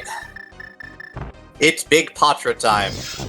Oh my god. Hey, don't we have like... Yeah. We're just gonna open this book up on it and read. We're gonna read bedtime stories to Patra. Patra, go the heck to sleep.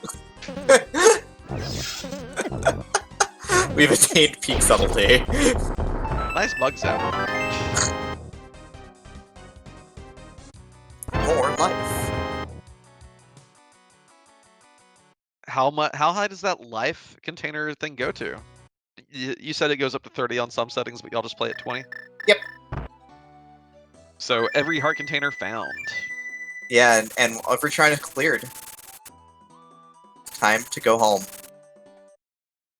Do, do, do, do, do, do.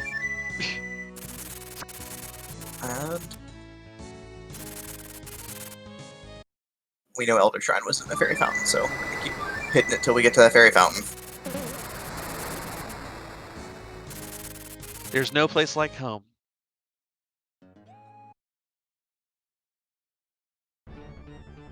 Here we go. Hey. So the only thing that you really need to know about this dungeon is that the big key is in a chest, but it's not blue, so you can't tell which one it is. So we've got to open chests until we got to open doors until we find the big open chest until we find the big key. Oh, we found Wizrobe Shrine. Yay! Wizrobes, yay! Also, this is not the Elder Shrine that you can cheese with that you can cheese the heck out of with what's it called?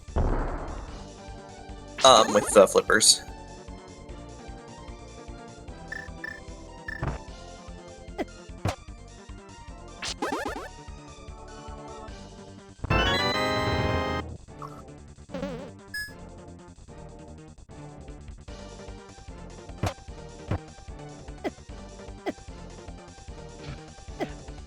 Oh, so keys are preserved, like they're usable in any dungeon. Gotcha. Yeah, it's retro mode.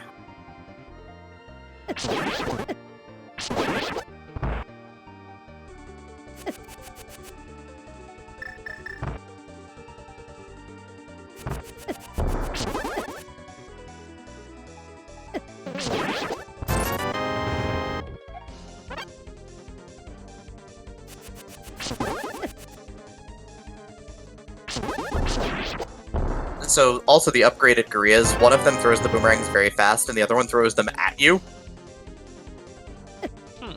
Like, legitimately just throws them at you. AI? In a Nintendo-inspired game? I mean, as AI as I throw this at you is, but yeah. And then these gray, the gray mummies, they fire bombs at you.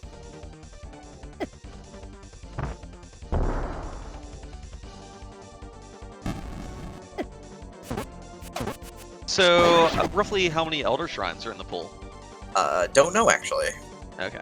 More than one.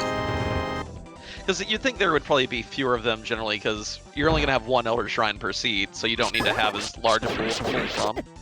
Yep. And let's just say at this point in time, I've never seen the same Elder Shrine in 2 seed, but I haven't played, like, a ton of these. Yeah. Oh hey, it has little overhead representations of the Bird Knights, whose name you can't say on Twitch. Yep. We call them Bird Knights, because that is their name. Gotcha. Right? We're not gonna use the other names I've heard for them, because they're vulgar. Yeah. Game Boy? Well, there were, I believe, 14 or 16 added when the beta went live the other day. Yeah, So there's over 465 at this point, I think. Yeah, above 450, below 500. Yeah, that sounds accurate. And someone already found a new one and posted it.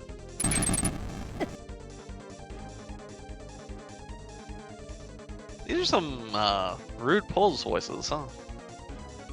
Like, actually, the challenge in that room wasn't dealing with the enemies. It was just scrolling through the items to find the one you needed to cross over. Inventory management. It plagues many games. Yep.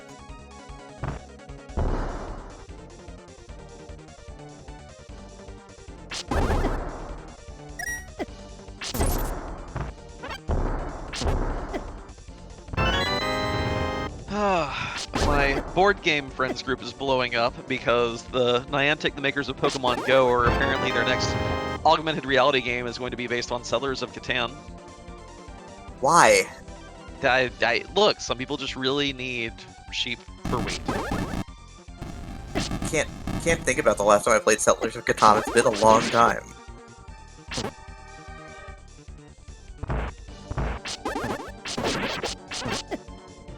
Just in case there is booping in the background, courtesy of my phone blowing up. Like, you would think that Catan was settled by now.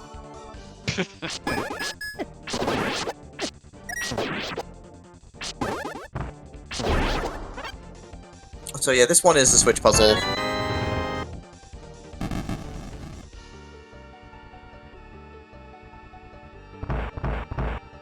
And there's the flamey bird jerks. Yep. Now, is the enemy pool pretty much the same across the Elder Shrines, or is that also vary depending on which one you play? Nah, they all suck.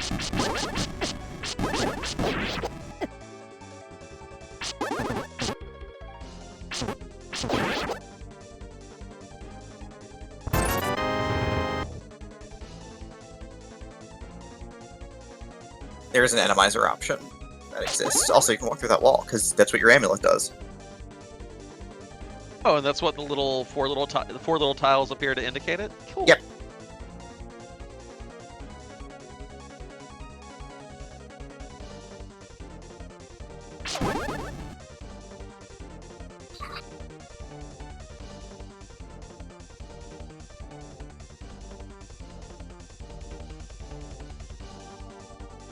A little confusion going on here, but don't worry, Starman will get it all sorted out soon.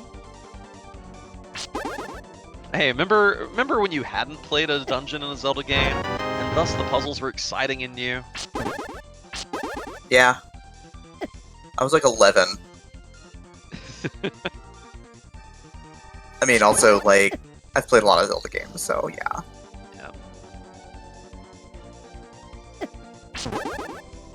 Speaking of other modern Zelda randomizers, the Dungeon Door Shuffle in the Z3R version right now does a similar thing like, hey, hope you like switch block mazes, because we're going to give you a 40-room dungeon that you have to utilize the switch blocks to find your way through. Good luck! No one liked that. I liked it. Well, all but one time. One time. Like, sometimes you feel clever for figuring it out. Other times, you have to go through, like, 15 rooms to get to Moldorm 2, and you only have, like, a fighter sword, and then you get knocked off 3 times, and each time you're like, grumble, grumble, grumble, grumble, and then the last time you forget which switch you're supposed to hit, and you can't backtrack over the hookshot gap because... It sounds like someone had a good time with Door Shuffle recently. Also, some of these pegs are fake and can't be hammered. That's not nice. No, it's really terrible. Also, the switch was in the wrong position. I will turn this Link around right now.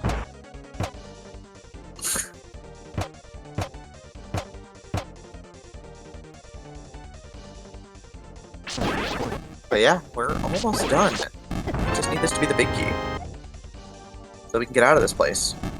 Nope, it's the double crossbow upgrade. Technically, now it's a triple crossbow. This fires 3 arrows at a time. And we have silver arrows to go with it. Yep. Double crossbow. Yep. All the way across the sky.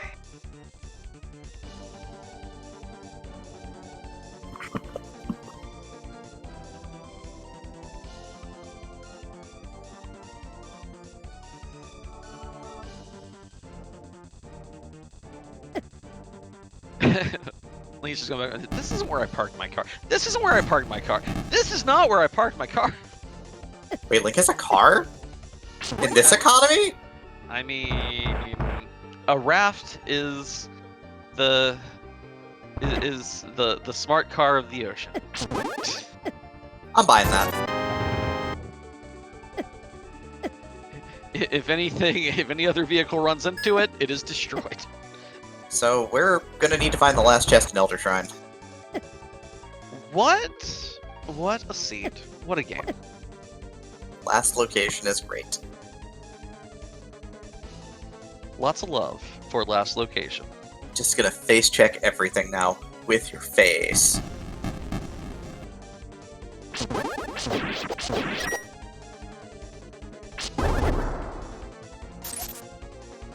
Starman's getting all the great luck and is still making decent time.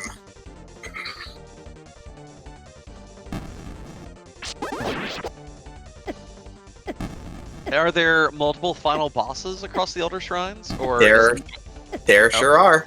Okay. So like, or does each Elder Shrine have its own one, or like, what's the? Why are there so many bats? So these Wizrobes don't fire shots at you. They fire bats. Okay, that's pretty funny, actually. Yeah, they're awful. They're like the dogs with bees in their mouths. Yep. And it's just like, yeez. Then you die. Excellent.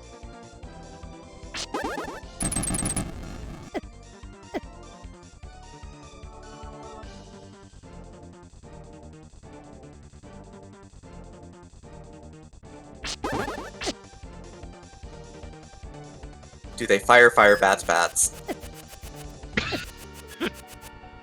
Is bats? No, Bat Road. Alright, we found it. We're done. Let's get out of this place.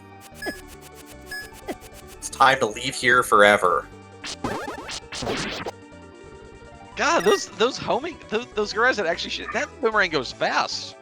Yeah, they're not messing around. They've been training a long time and they've got one job. It's to kill you. But then you realize that they're trying to kill you with a boomerang and you have 20 hearts and a red tunic.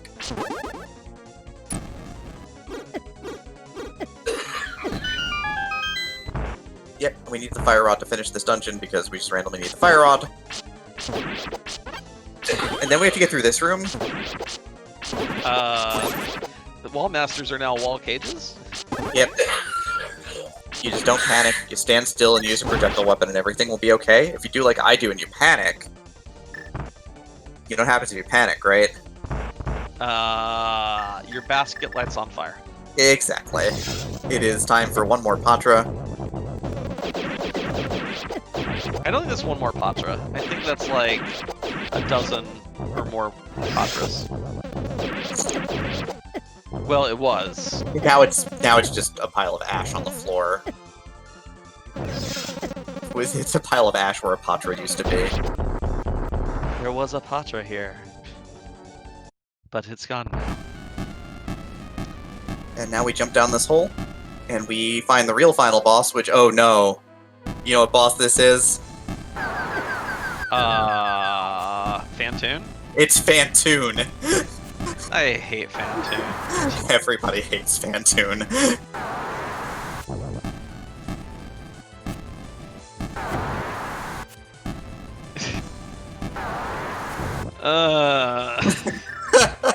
Yes, it's Fantoon.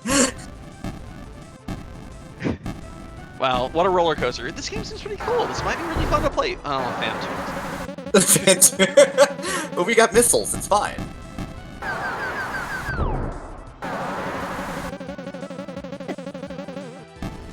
Needless to say, Fantoon does not like getting hit by missiles, and it has a special counterattack for just being hit by missiles. Thank you. Oh yeah, we do have microwave. Kinda. Yeah, the big thing is it's hard to use microwave on Fantoon because the hit timing is very narrow. Yeah, it seems like you need something that instead of doing like the hit scan damage does the direct, you know, pew damage on the single hit. Yep. Like missiles.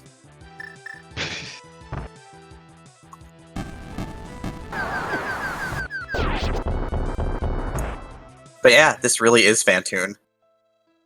Now Fantoon is dead. Or it's almost time now, actually. Hooray! There's a cutscene here, and then it will be time. Time is after a cutscene? I mean, you still have control. You expected a way off the island? You could have left at any time. Hmm.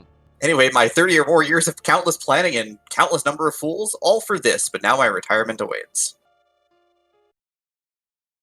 But that means we can leave the island, right? Like, you could have left at any time.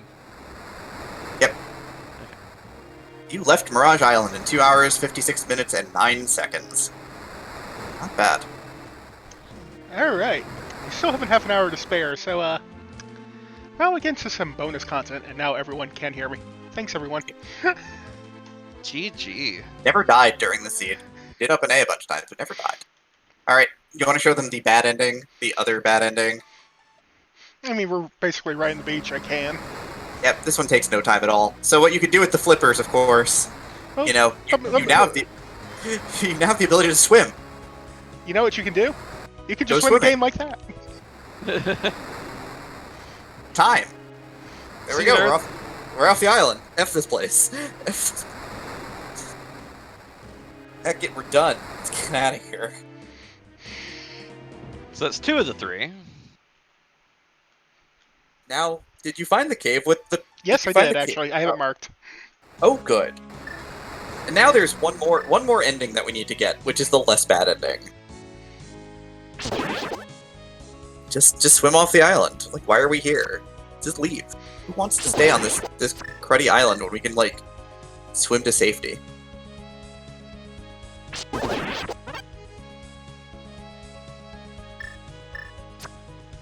Okay.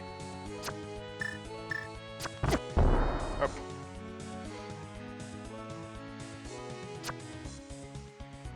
I do need, like, the mega bombs out. Where are they? Other direction. They're around here somewhere.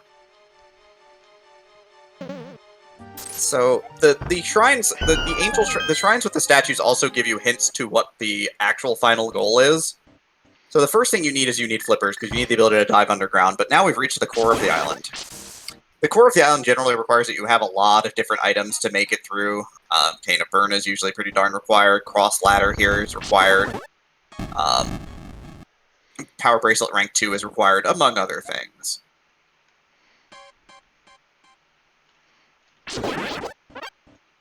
Then you make it to here, and you end up in this room, and there's also a hint for what you're supposed to do in this particular set of rooms as well. It was that hint I read just before I came in here. Ah. It's supposed to make you think, okay, what sort of endless maze pass do you know?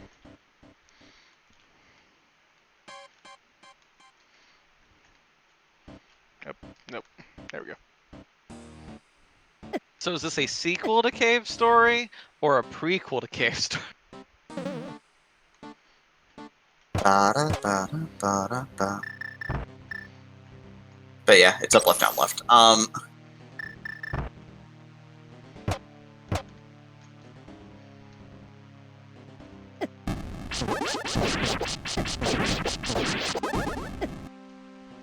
And again, this room also requires cross ladder to get across because you have to make these turns on the ladder.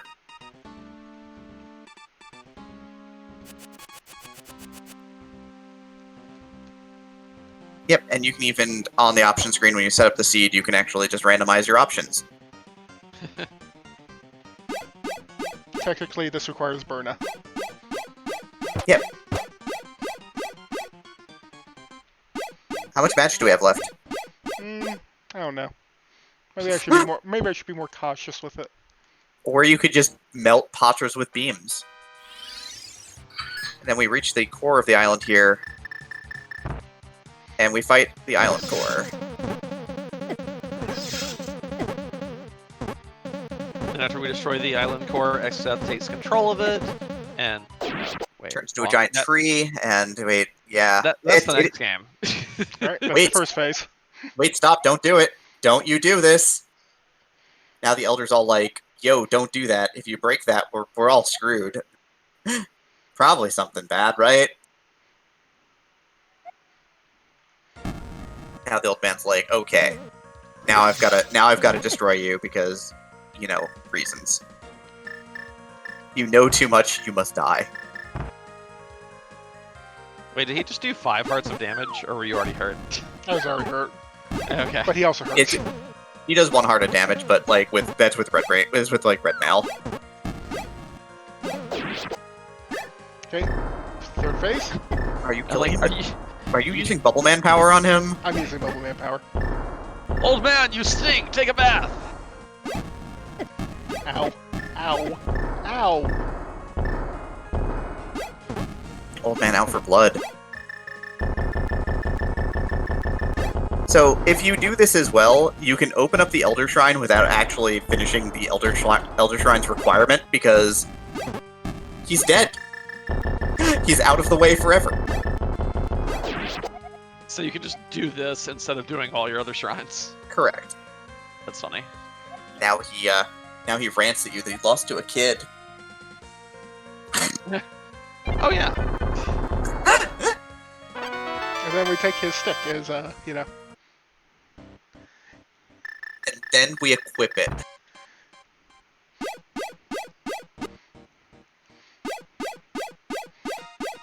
Ooh. And so we get better That's right. Kane and Brian. Right? You thought Kane of Brian was powerful? Well, you were wrong. I like it. Now you get Fire Aura Kane of Brian. Which obviously trivializes the entirety of the game if you have infinite magic.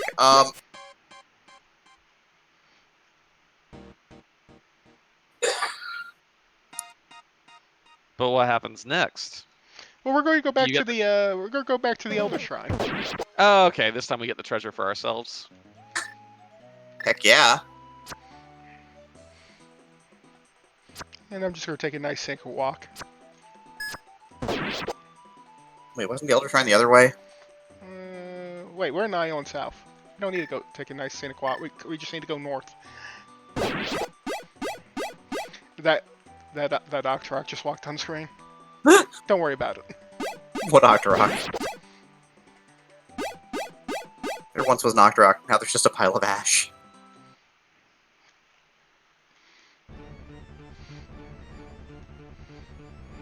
So yeah, now he's not here to talk to you. The good news is we've already cleared the Elder Shrine, so we can just walk to the boss.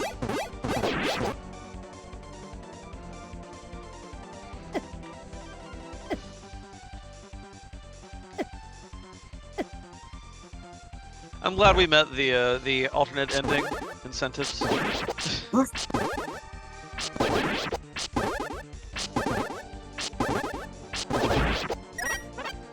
Okay. This Alright. is still dead. Now we just turn on the cane. This is still dead.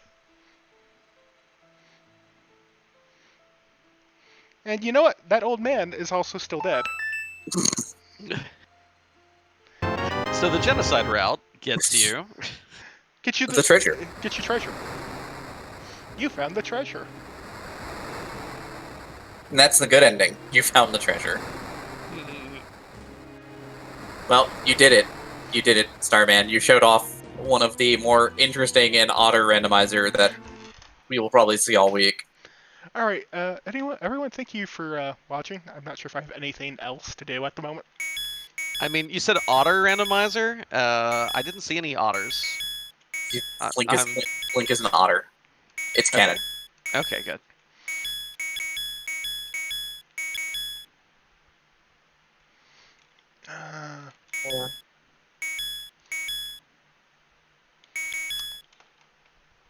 Imagine being underestimate when you're doing a randomizer.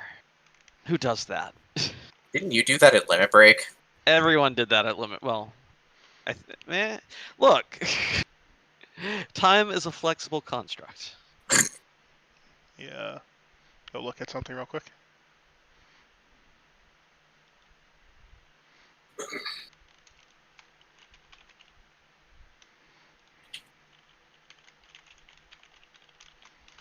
Right. Well, what's up next? It's Final Fantasy V Career Day, isn't it? Yeah. Wonder what job they're gonna get.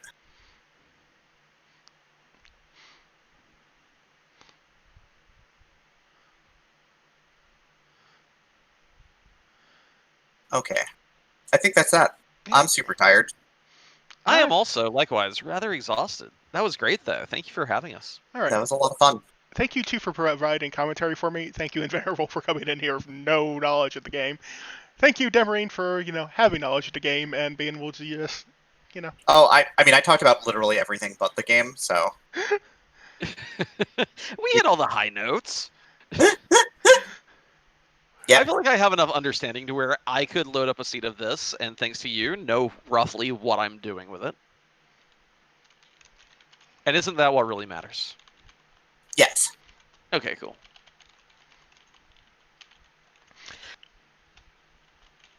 Well, I'm going to stretch my legs and get hydrated. Thank you again, Starman. Thank you again, Demarine. Always a pleasure doing commentary with you. And good luck to the Final Fantasy V runners. and thank you for joining us. All right, everyone, we're gonna send you off to Silver Yoshi and Final Fantasy V Career Day. Which will be at about 9:45 p.m. Eastern Time, so at about half an hour and change. Dinner break. Dinner Bye, break. everybody. Bye.